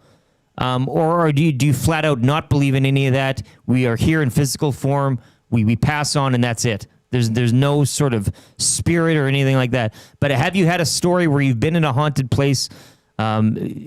Hotel Saskatchewan and Regina's apparently. There's lots of those buildings. Every city has buildings that are haunted. Yeah, what to is a the point. story around the Hotel Sask? I've stayed many times. I got to tell you, I don't know the details to that. I know I was reading up on a few Edmonton area homes, one being in Fort Edmonton, a home that was moved around the city type of thing from a settler home that people have said they've seen things in. But any ghost stories from the two of you that you can recount here? I am very much of the belief that we are this, we're earthly. Yes. And then when our time is up, that the spirit leaves. That there is no, that I will, because I'm in the room here, I'm the one closer to the end than the beginning, that I will just, Yeah, you're from the Ram Da. You Exactly. kind of, so no, I've not had any kind of experiences. Now, in my younger days, I might have been high and thought I'd seen something, but no. That's just like putting on the glasses, though, for the spirit world, in a sense. Yes. You have to take the medicine to... Yeah. It's a primer for the spiritual world. Yeah, Penner's Pancake says Jamo must have come across a ghost somewhere in his travels. Given your where you've been and what you've done... There was that trip in the Golden Triangle. Trip, yes. Yes, the purposeful use of that word. There was Golden Triangle. Trev? Any Pincher Creek ghost legends of yours? Like, is there a place there? Pincher Creek. An old house that it would be the LaBelle Mansion. The LaBelle Mansion? That's the spooky one. Go on. Well, it used to be the old hospital, which is actually where my grandma worked at. Yes. And then it kind of just shut down. They got a nice new hospital, but this one's kind of just stayed there, and it looks spooky. If you look up LaBelle Mansion, Pincher Creek, it's right on the top of the hill. But yeah, both my grandparents worked there. They had plenty of stories. They said it was spooky. That was pretty well it. Personally, man, I believe in ghosts. Yes. And I want to see a ghost so bad. You want to... I want that interaction so bad, but I have yet to have that, and it's kind of annoying because you always hear, it's like, oh, no, well, I saw this. Yeah, there's a lot of people that have stories, and you're like, why not me? Like, I want to have that story, So I have yet to have an interaction. Just got to get in the right space, Trev. I know. Yeah, you talk to Dave after the show, and he'll okay. Sure. He'll have a few ingredients to... Yeah. I'd like that know somebody. Yeah. I'd like that a lot. Yes. Dave in Section T in the Nasty Chat says Little Bighorn Battlefield had a definite feel to it. There is that idea of big medicine in certain places where you go to some historical site and you're like, huh. Something's taking place here, or as I always like to blow Dustin's mind, time is all happening at once. Yeah. So that battle is happening while you're there. Like it's taking place in a different, dimension or whatever. Yeah. But you can definitely, you were over to Old Boy's house there in Inglewood. Yeah. It was a Radio Boy flop house that we all lived in, rented out. And apparently the old Edmonton fire marshal lived there or something. It was a house constructed for that specifically. But we brought in, Ryan's sister Danae brought in like a medium once. And she told us that an old lady had the house. It was her house. Oh, okay. We don't know who this lady was. And we didn't get a name. Still inhabited. It was still within there. Those walls. We had a neighborhood cat that would come over for house parties. Its name was Bean. And we'd be like, Bean, come on in. And it'd come in and it'd waddle around. And Bean would walk through, wasn't scared of people partying in the main level and everything. It would get to the steps leading up to the upstairs. No. It would sit at the foot of that step and just look up. And when you looked up that hallway, like if no lights were on upstairs, it was pitch, like the darkest of dark, pitch black. And this cat would just look up there and not move a muscle. And you could kind of. What did that cat know? When and I have two cats now, and they say when they look at walls blankly or whatever, they're actually seeing what we can't see. Okay. I find it very fat. Cats are that middleman between the spirit world and between tripped us me and out. they know it all. Like Yes. they see stuff. Like they when- feel it. All knowing, all seeing. Yeah. When I All was seeing, all knowing. at my brother's last summer, and I just remember like my brother's cat, it was like looking at me, and then all of a sudden it looked past me, and it looks like it was just like it kind of and I was just like, Yeah. what is behind me right now? yeah. But it all of a sudden looked very startled, and then I didn't look behind me because I was too scared. There were times too when like light bulbs would break at that place. We'd have like a girl over or something. She'd go up to the bathroom and the light would break because this old woman didn't like the girls at the house. Like that was kind of the play there. Whoa. I ran out of that house one morning going to Nate for class. I was alone. Everybody had left. And I remember I was upstairs and I felt like you get a feeling. Yeah. And like something was on your back. And I literally ran out of there. I've never, like that was probably the most scared I've been in my life. LFC captain loves the Ram Dass name. You get down on Ram. I know where you're going. You got to get down on Ram Dass. He's so any ghost stories or anything like that, please text them in or get in the nasty chat. Where's Spency 5 Cincy? Last night I saw the ghost of Bouchard's defensive play float away, leaving his mortal coil and just kind of timely, topical. Just like a puff of smoke. You text that in, Spency 5 Cents. You could be on your way to Royal Pizza. Was that question 2 or 3? That was 2? That was 2. Okay. Scariest film or movie that you've ever seen? Maybe a snuff film, if you will, Dave. Or do you really want to get down on this? I showed Reed Wilkins the other day the trailer to Begotten. Have you ever seen that one? No. Terribly grotesque. Really? They say makes Eraserhead seem like Ernest Saved Christmas. It's that type of. It's terrible. Okay, it's black and white. This is no names, no faces. Exorcist, because again, going back to, the time when that movie came out, movies just landed, and so you're in the theater. Yes. And you didn't have, obviously, social media for you to know or understand the movie, the context of it. Really, you went to the theater. You might have seen a poster that went, ooh, gee, that looks like it might be kind of scary. Let's give it a shot. The art of surprise really kind of benefited the horror genre because you didn't. And I've always said to this day, the most scary part in that film, The Exorcist, is when the phone rings. There was a movie within the last 2 years. Someone out there is going to remember it. And it was set.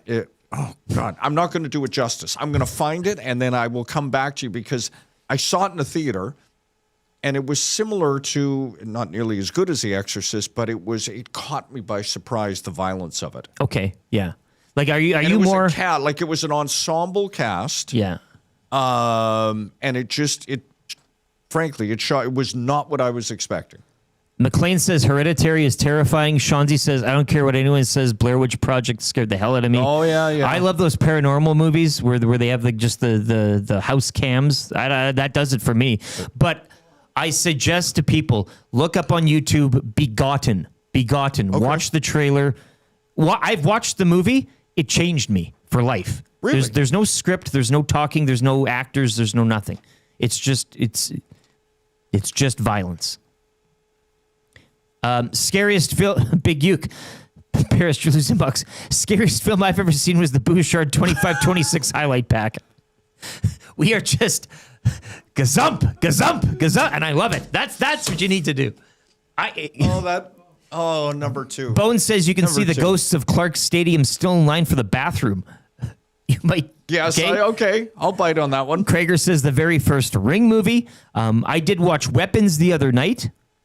On Netflix. That was pretty good. I'll recommend that. It was not bad. I like the premise of that. Trev, where are you going with film? Are you a film buff at all in the horror genre? Do you something stick out for you that man, like confessions, I love horror movies, but I know. That's what they're supposed to do. But they terrify me. Like, I am such a wimp. Like, but I like it. I like it a lot. You love the jump. I do, man. Gets you, yeah. I like being on edge. I don't know what it's kind of like, get a high off of it. I'm like, ooh, I like this. I like this. But I have to tell everyone that I sit by that I scream very, very loud in movies. Like you shriek? Yeah. Really? I do. Like, I remember one time. I sat by this girl and I told her that I scream very, very loud. And then I did scream. And then she spent like 3 minutes laughing at my scream. I do not do well in movie theaters watching them. What do you like on a roller coaster? You scream? No, I'm very quiet. Are you? Yeah, that's different for me. I'm just like. That's where he gets his thinking done. Yeah. Like it's actually, you can kind of really. That I'm like this. We could focus. I'm just like, ooh. Like, I don't want to, but like, no, it's totally different. The scare for me. It's way different. But to go back to the question, probably. I mean, I grew up with them. Paranormal Activity. You said those are great, man. That like stuff really, really gets me. Yeah. Oh my gosh, like that freaked me out. So many of those. Oh my gosh. But then Exorcist, obviously, and then The Conjuring. Those are good as well. Stu Pedasso says Saw. The first Saw got me looking behind my back. That was more of a, again, horror. What are you talking? Paranormal stuff? Are you talking gore? Are you talking? Yeah, it's kind of there are different. Tastes to that whole genre. Oculus is a sneaky, terrifying movie. Highly recommended. That comes in from Cole Harbor Joe. A lot of people talking about this Ed Gein document or 8-episode series on Netflix. I think Jen Cool had that. Savage, the plumber, and I were talking about that too last night at Selly Sports Bar and Lounge. But apparently that's good with the serial killer angle. Ed Gein. Gein? Not Chris Gaines. Well, on the topic of serial killers, I do not want to go there because we might be next on the list, Dave. 8:29, we'll get to a sports update. I do believe Sobeys and Safeway Liquor Beer of the Week is ready to go. I hear some chatter out in the bullpen there, so we'll get to that coming up. Once again, it is your next chance for $50 to Sobeys and Safeway Liquor, so be by your phone. We'll be giving the call out to that coming up. What else is there? Weiss Johnson, of course, presenter of the Nielson Show. Dustin Nielson, he will be back Monday, but he's got the call tomorrow in Montreal Bombers and Alouettes. We thank Dave Jamieson for lending his time on this Halloween Friday. I know it's a busy day for you on Halloweens. You like to go around usually and just visit people. Jammed full, yeah. Bring people hams I and such. take treats to people. Yeah, well, yeah. Look at it. We're flush here. It's great. Hour 3 of the Nielson Show as well. Brought to you by GD Liquidators. Auctions and appraisals, Edmonton's one-stop shop for new and used warehouse, office, and or industrial items for almost 40 years. Don't miss their monthly online auctions. You can go to www.gdliquidators.com. It's Canadian owned and operated. Make them your first call. It's 780-447-2787 or check them out 14510 124th Ave. Let's get to a sports update here with Batman. It is brought to you by the Garrison Memorial Golf and Curling Club. You can check it out now. More information on that and Christmas parties, but Batman will have more on that coming up. Sobeys and Safeway Liquor Beer of the Week, as well the wrap for William Huff, all on the way in hour number 3 of the Nielson Show here on EST, presented by Play Alberta.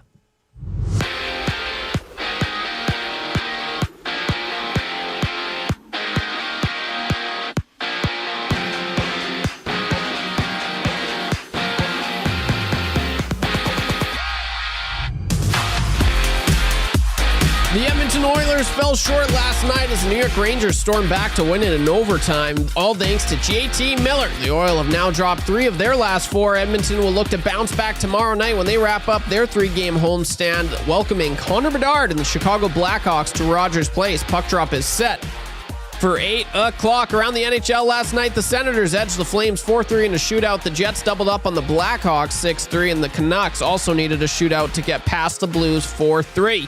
Just 3 games on the NHL schedule tonight. Colorado visits Vegas. The Capitals host the Islanders, and the Ducks welcome in the Red Wings. NFL Week 9 kicked off last night. Lamar Jackson returned in a big way after missing 3 games. He threw for 204 yards and 4 touchdowns as the Ravens rolled past the Dolphins 28-6.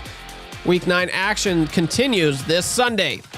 In baseball, the Blue Jays are just 9 innings away from their first World Series title in more than 30 years as they host the Dodgers tonight in Rogers Place for Game 6. Kevin Gausman gets the ball for Toronto while Yoshinobu Yamamoto starts for LA.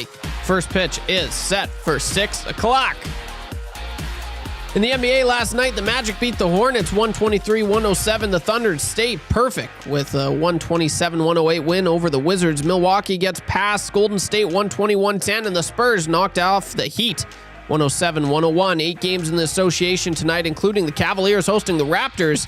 Toronto looks to snap a 4-game skid. Tip-off at 5:30. And back to hockey, the U of A Golden Bears open a weekend doubleheader against Trinity Western tonight on the road. Puck drops at 8 o'clock. This sports update is brought to you by the Garrison Memorial Golf and Curling Club. Limited Christmas party dates still available. Whether you have 50 or 150 people, we can host your party with a savory buffet dinner and quench your thirst with our full-service bar. Go to egmgolf.com for more details. Time now to drink some beer for Sobeys and Safeway Liquor Beer of the Week.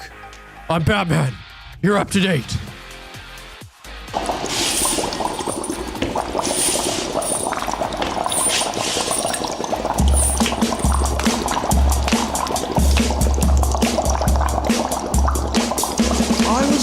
In the lab late one night, when my eyes beheld an eerie sight, for my monster from his slab began to rise, and suddenly, to my surprise, he did the monster mash.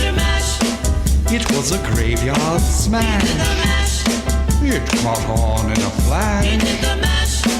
He did the monster mash. From my laboratory in the castle east to the master bedroom where the vampires feast. The ghouls all came from their humble abodes to get a jolt from my electrodes. They did the monster mash. It was a graveyard smash. It caught on in a flash. They did the monster mash. The zombies were having fun. The party had just begun. The guests included Wolfman, Dracula, and his son. The scene was rocking, all were digging the sounds. Igor on chains, backed by his baying hounds. The coffin bangers were about to arrive with their vocal group. There you have it. Bobby Boris Pickett, the Monster Mash, on a heavy rotation this morning as Hour 3 of the Nielson Show continues. Here on Edmonton Sports Talk, Nielson Show presented by Johnston, EST presented by Play Alberta. 8:35, Dave Jamieson in for Dustin Nielson. He'll have the call, CFL and TSN tomorrow at noon as the Alouettes host the Bombers in one of 2 CFL semifinals. Stamps visiting the Lions later on at 3:30. Lieutenant Eric, and you heard Batman there on the... Oh, yeah. I wouldn't mind having this playing behind the beer of the week, though. A little mash, eh? Yeah. Not too much mash, just but a little mash. Low. Mash. And we will be playing the Bobby Brown, Mike Tyson version as well for probably your sound of the day for the rap for William Huff. That's all on the way later on this hour. You can text anytime, 780-218-9999. A couple of texts coming in for our next guest here who we'll get to in a second. But once again, the Royal Pizza text of the day, $20 to Royal Pizza. Very easy. We paved you the route. Big Uke might have it right now with that the scariest film he's ever seen, the Bouchard 25-26 highlight pack. Oh boy. Oh boy, yeah. Indeed. Yeah, boy. He's been taking a gazumping this morning as he should, but it's very easy for you to text in and maybe look to beat that. 780-218-9999 is the PJ's inbox, and you could be off to Royal Pizza for your best scary Evan Bouchard tweet. Coming out of last night's horror film down at Rogers Place. But yes, let's get into another Sobeys and Safeway Liquor Beer of the Week. We're joined by Arthur Rustin. Again, as you've been in, you were in the old EST studios, first time in the new one. Yeah. Welcome back to the show, man. Thanks for having me. Yeah, congratulations, guys, on the new space. Thank you. Great out there. Thank you. Dusty's brother-in-law gave me the tour. Troy, he's out there. He's watching on TV, so I appreciate that. Troy is we haven't hired an official receptionist yet, but I think he's got the look, and I think he could. Yeah, I think you can almost acclaim him. You know, you don't even need to open it up. Yeah, well, we don't get him the job. We don't have to pay him, so you can just kind of, casual work. You probably heard that too. Yeah. Anyways, maybe he'll get paid in beer. No T4s. Yeah. Well, he gets paid in beer, trust me. But Arthur, again, just to educate people, I just want to get to a text here. Sure. Somebody, Maddie V, says, Arthur's a beauty. I coach minor sports with him. He's a former Simon Fraser Klansman, football team alum as well. Happy Halloween and go Jays, as you do have an interesting version of the Jays. Yeah, I tried to hit a few thematics here, guys. I didn't do the full costume. Yeah. But I Wild Rose, kind of burnt orange for Halloween. Yeah, perfect. I mean, on the precipice here of potentially something big tonight in Toronto for the Jays. And so I tried to hit a couple thematics here coming on today. And Matty V did text me on the way in. Okay. So on the flip side, he is also a beauty. The pride of Macklin, Saskatchewan. I don't think he's allowed to go back to Macklin, though. So that's maybe a different story. And we'll just leave that. He can address. We'll just leave that. Yeah, that's right. If you bump into Matty V, ask him for the details. Ask him for the details. Quickly, you mentioned Wild Rose. That's your time at SFU. What was Yeah, you know what? I was fortunate enough. I played NAIA for 1 year there. We moved into Canada West. You may all know that the program is now defunct. Many of the alum, including myself, are very disappointed in that decision.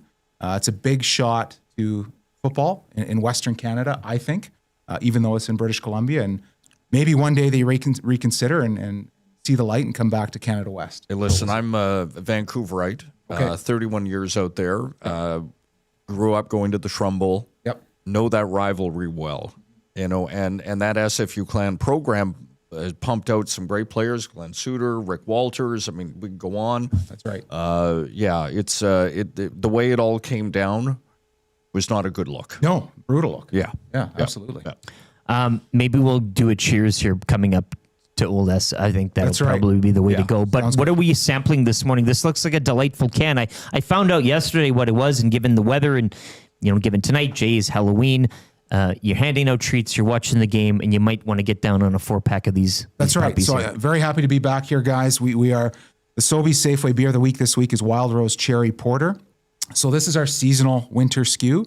For seasonals in the beer industry, sometimes they're a little bit fleeting. This one is back for its 23rd consecutive year, which is big news. So the consumer demand remains high. We're also looking at a bit of a rebranded can here. So Wild Rose as a brand is undergoing an entire rebrand, and this is the first look at that rebrand. So we've changed the look of the can. We still got the Wild Rose symbol on it, the iconic sort of cattle brand on it there. Mm-hmm. And we're knocking on 30 years. So 2026 is 30 years since the brewery was founded.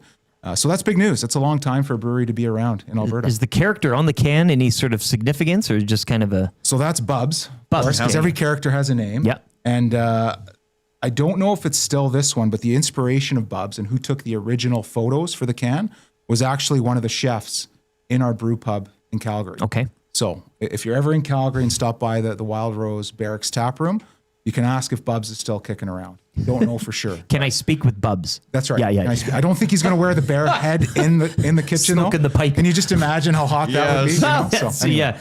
Jason Milne, who co-hosts our Reed Wilkins show 3 to 6 here on EST, he was a Golden Bear. That's right. He goes Klansman. Yeah. He goes, did we play against each other? What year? If you again? Yeah, I was there 01 to 05. 01 to 05. So we would have played probably in the 03 Hardy Cup against each other. I love this. Yeah. Well, this is a great little connection here. That's right. I remember we played here at Footfield that same year. We lost to U of A here. Must have been. And then we beat them at Swangard Stadium in Burnaby in 03.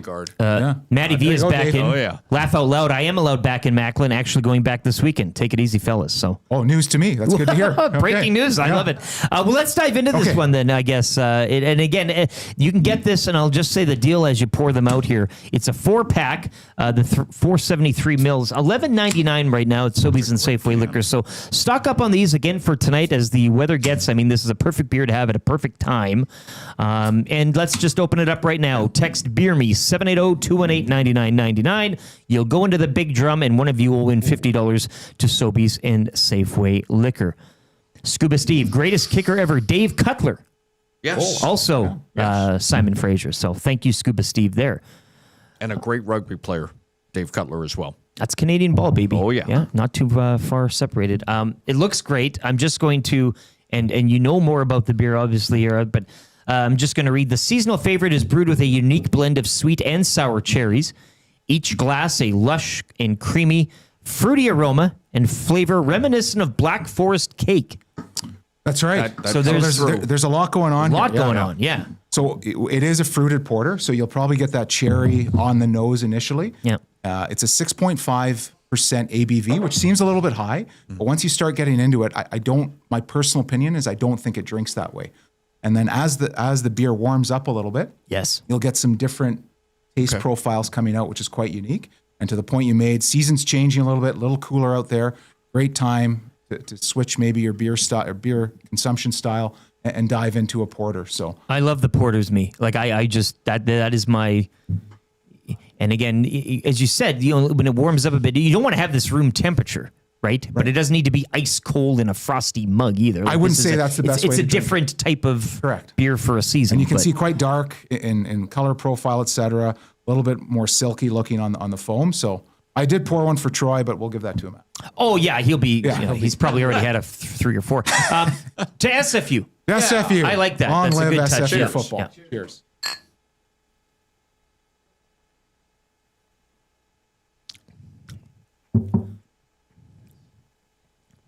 So what do you think? We're getting a couple head nods. Yeah, it's great. And as you mentioned, there is a lot going on in there, and I'm just waiting for it to settle again. And I might have to go back for a couple more sips. Yeah, as you should. But that is nice. I don't know why there's not more when you look at porters and more of like a Black Forest cake type of theme to the. You always hear coffee for sure, coffee, and all that type. That's of right. thing. I would say there's a little smoke for me on that too. Yeah, like a little underlying smoke taste to it. I think for some people they look at it and they're a little bit overwhelmed because they look dark. Think it's going to be a heavy drink. So everybody thinks on the eye. Right? So on the eye, you're right. But when you get into it, when you taste it, I would say it drinks a lot lighter than it looks. And the taste profile for me is quite unique, and it's perfect for this time of year. And as you said, on feature at Sobeys Safeway Liquor, $11.99 for the 4. Whether you're listening in Grand Prairie, Fort McMurray, Edmonton, Red Deer, Calgary, all over and South, they're everywhere. You mentioned this beer does have some age to it in terms of the idea, and it keeps getting, rehashed every time. Where did the original, like for this specific ingredient, the blend, the sweet sour cherries Black Forest cake, can somebody lay claim to inventing this one particularly? Yeah, that's a great question. I don't have an answer to that one. Yeah, but what I can say is this year they changed the brew recipe a little bit. Okay. So they added more cherry to it. Apparently it was a good cherry crop in BC. Dave, I don't know if you can comment on that. I can't, but I'll go with that. Sure. Yeah. And so they've reduced the hop as well in it to try to balance that flavor profile a little bit more. So, I mean, obviously we're excited about it, Wild Rose, for a lot of reasons, can rebrand included, taste profile of it, season. So we think it looks great. We think it tastes great, and certainly a great opportunity for consumers to try it. And I got to confess, we usually do confessions on Tuesday on this show, but when it comes to Black Forest cake, like I'm not a big fruit guy on my cakes. Yep. Or vegetables for that matter. Carrot cake, I don't subscribe to at all. Okay. I don't even... Just the idea of that pairing. So when I saw this, I was like, oh, porter I like, but the cherry aspect, like we have sour cherry trees in our backyard, but I don't go down on that. Like I have people coming over to pick them. They can make their own pies. I don't use them. I should, but I don't, just because I don't. But for somebody who's not familiar with this, it's not like a fruity beer, so to speak. Yeah, Like, I wouldn't say it's very fruit forward. It's very subtle in my opinion. Because to the eye test, and again, you read the name cherry porter, where you're like, well, I'm drinking a dark cherry beer or whatever. It's not the case at all. Yeah. No, I wouldn't say that. No, so that's a good endorsement from the lieutenant here. Well, he's not a fruit guy. Yeah, because it's this is delicious. This goes down well, and again, really well done. Whether you're handing out treats tonight and watching Game 6, or you're tucking in tomorrow, should be tomorrow. I was going to do some yard work, chance of some snow or some rain. But with the fall temperatures, CFL semifinals, this would be a great... This would pair nicely. Perhaps a couple 4-packs for you. Yeah, so once again... Semi. That's right. Yeah, beer meat. Text it 780-218-9999. Barty texts in, first-time texter. Oh, wow. Arthur is, in fact, in the top 10 on the list of greatest human beings of all time. Do you know this Barty? Is this I know. a paid actor that you... No, I didn't. I didn't plant anyone to text in while I was on here. Oh, well, that's great to there hear you from. go. You're getting that here too. So Yeah, good Barty stuff. and I have a history through sport as well, through baseball and youth hockey. So I would echo his sentiment toward him. Oh, so just a phenomenal individual. So Great quickly, Jays fan, you've been all your life. Like this is correct. Yeah, big thing, family type of thing. Your thoughts? Are you free and easy right now? You kind of... Yeah, I'm hopeful. I mean, I know you guys have been watching the games. It's been quite, after we got through that 18-inning marathon, I was curious, how's the team going to respond? Yeah. They've responded exceptionally well. Yeah. We've gotten clutch hits, clutch runs when needed outside of that 18-inning game when they could have maybe got a few in 7, 8, 9. So I'm cautiously optimistic here. Overall, they've been the better team. It's hard to argue that. And it'd be tough to predict that. Yeah, prior to it would have. I thought they were in very tough against yeah. Los Angeles. As you would expect when you look at that lineup.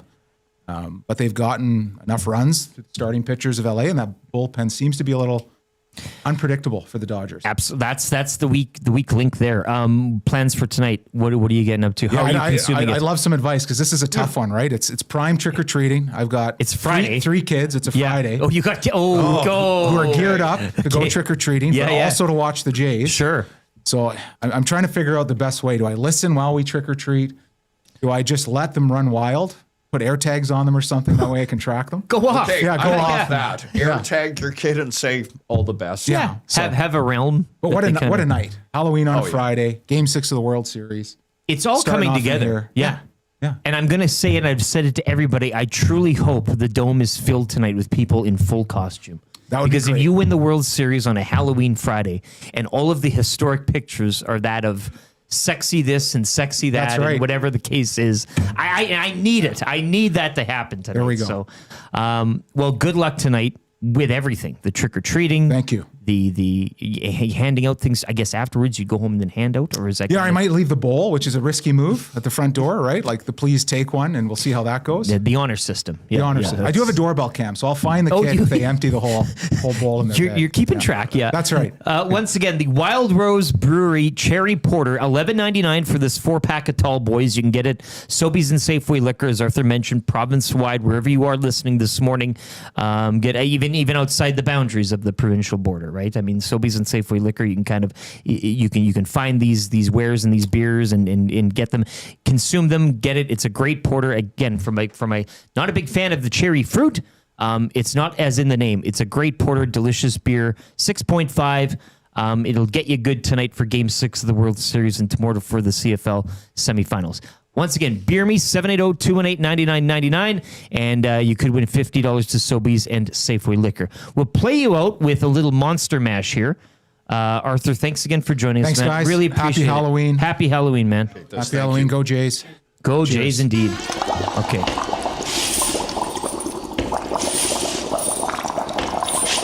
Good. Thanks, guys. Always a fun time coming in. I was working in the lab late one night when my eyes beheld an eerie sight. For my monster from his slab began to rise, and suddenly, to my surprise, he did the monster mash. It was a graveyard smash. It caught on in a flash. He did the monster mash.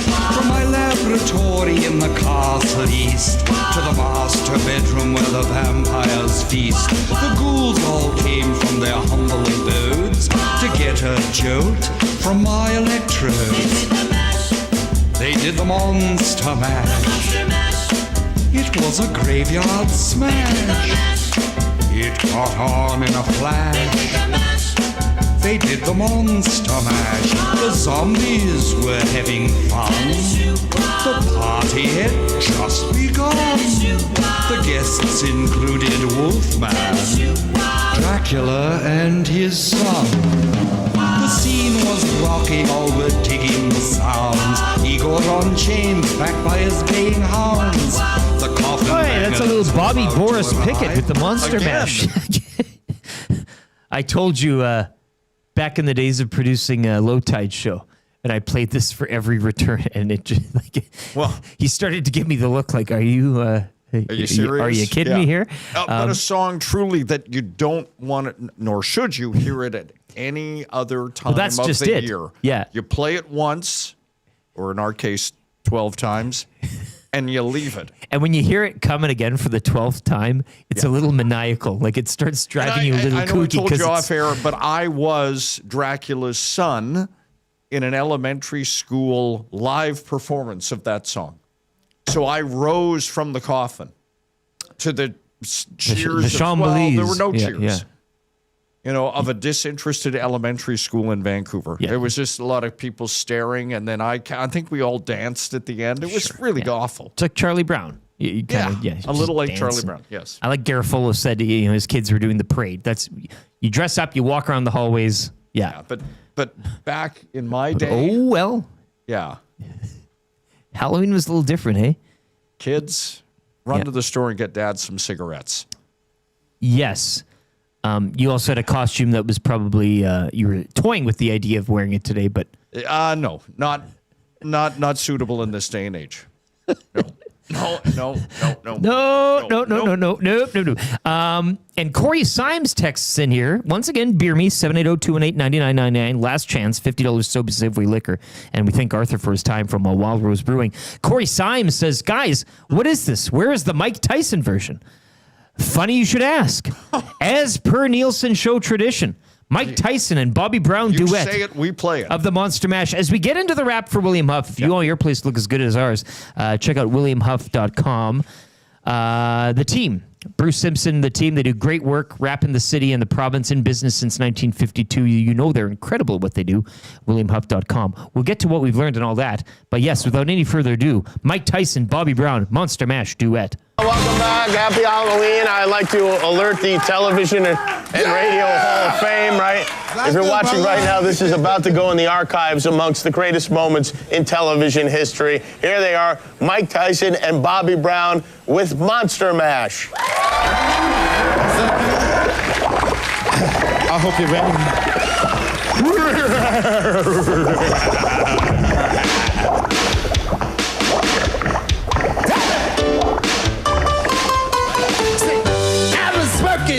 in lab late one night when my eyes saw early sight for my master, his slab.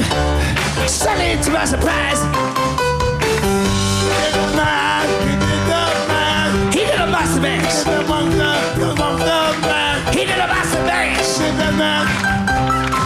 It got a flash. He did the from my laboratory in a castle east. And I see my mama sitting all in my feet. And it goes in my sweat for me now. Woo! In my mouth is black choice. They did the they did the boss mash. They did the boss mash. They did the boss mash. Hey, they did the world of mash. Oh, they did the boss mash. Yeah!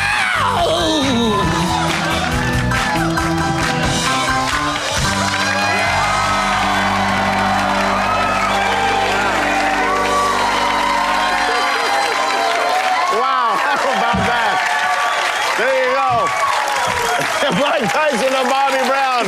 We'll be right back. Well, there you have it. The Mike Tyson, Bobby Brown duet of Monster Mash. Sound of the day. What year was that? I don't know. It doesn't matter. It was 98? Oh. I guess. I don't know. I never heard that before. I That's played what it I off learned. YouTube. The video was updated. At Buff Trev sitting there, just like, I don't know, 98. Sure, sounds good. That's what I learned today. Was that clip. I didn't know that ever existed. Really? Yeah, no. We played it last Halloween. Did we? I was off last Halloween. Were you? Yep. Okay. That was on holidays. Were you? Yeah. When did Dustin miss for the Halloween draft? That was before Halloween then. It would have been. The scary draft. Remember you were his proxy and we did the show together. It would have been so that was just before. a few days before. Okay, well that makes sense. That was awesome though. I like that. Guy Flaming chimes in. Guys, I heard Trev say how badly he wants to meet a ghost. What would Chat GPT suggest so he has better luck than he currently has with women that are alive? That's Any rude. response? That's rude. No, that's kind of funny though too. I don't know what ChatGPT would say. I don't think that would help me out though. Although I could ask it, and it would have some good ideas, I assume. You'll be at Boston Pizza Kingsway tonight. Table of 6. Table of 6, baby. So whatever your plans are tonight, have fun, be safe, but it should be a carnival atmosphere wherever you are tonight. Yeah. Jays Game 6 World Series looking to wrap it up. Yamamoto on the bump. Mm-hmm. Not going to be easy. No. Probably won't throw a complete game again. Not supposed to be. No, but I mean, Dodgers are trying to. He'll be at. Well, that's. Yes. Yeah. That's the hard truth. They're trying to. Dave Roberts having to go through customs again, though, is the big story here. Hey, he hates going through customs. Really? Yeah, it's just he couldn't stand it. Wouldn't he get pre-cleared? I don't think. Not with the tariffs. The tariffs, Dave.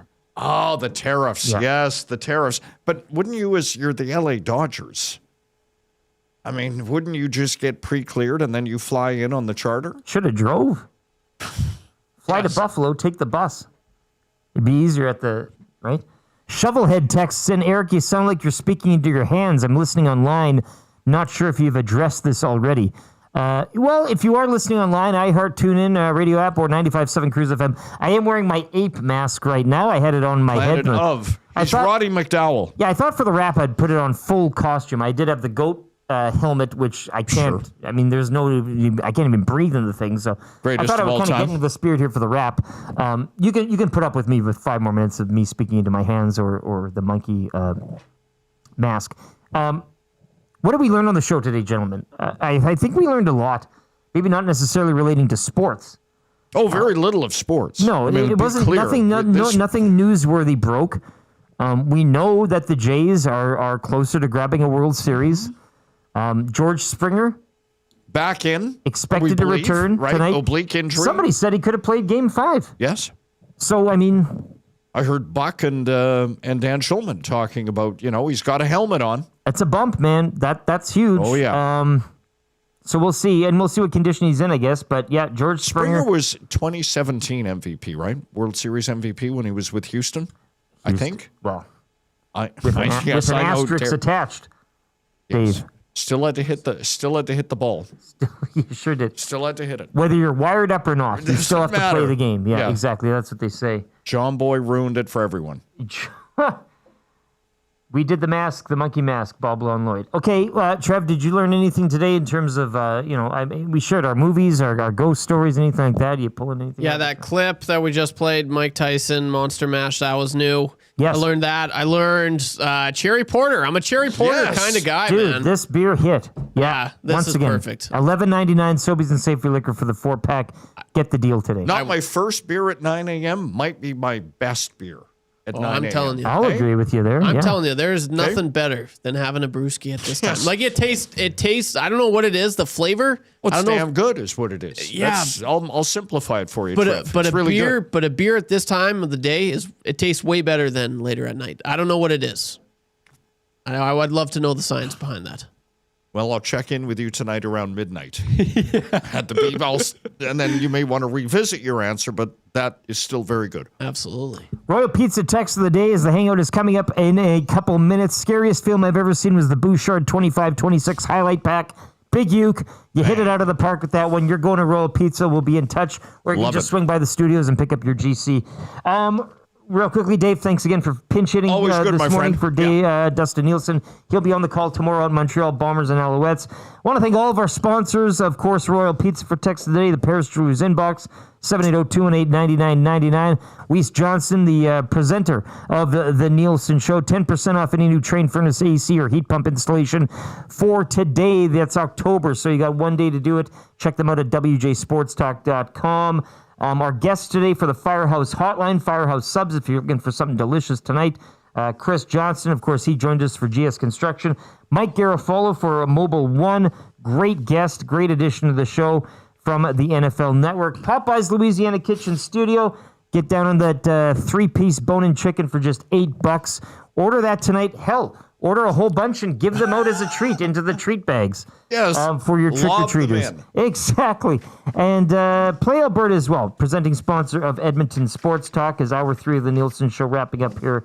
And that was brought to you by GD Liquidators. You can call them today. Make them your first call, 780-447-2787 or 14510 124th Avenue. For Batman, for Dustin Nielson in a Dave Jamieson costume, I am Gorilla.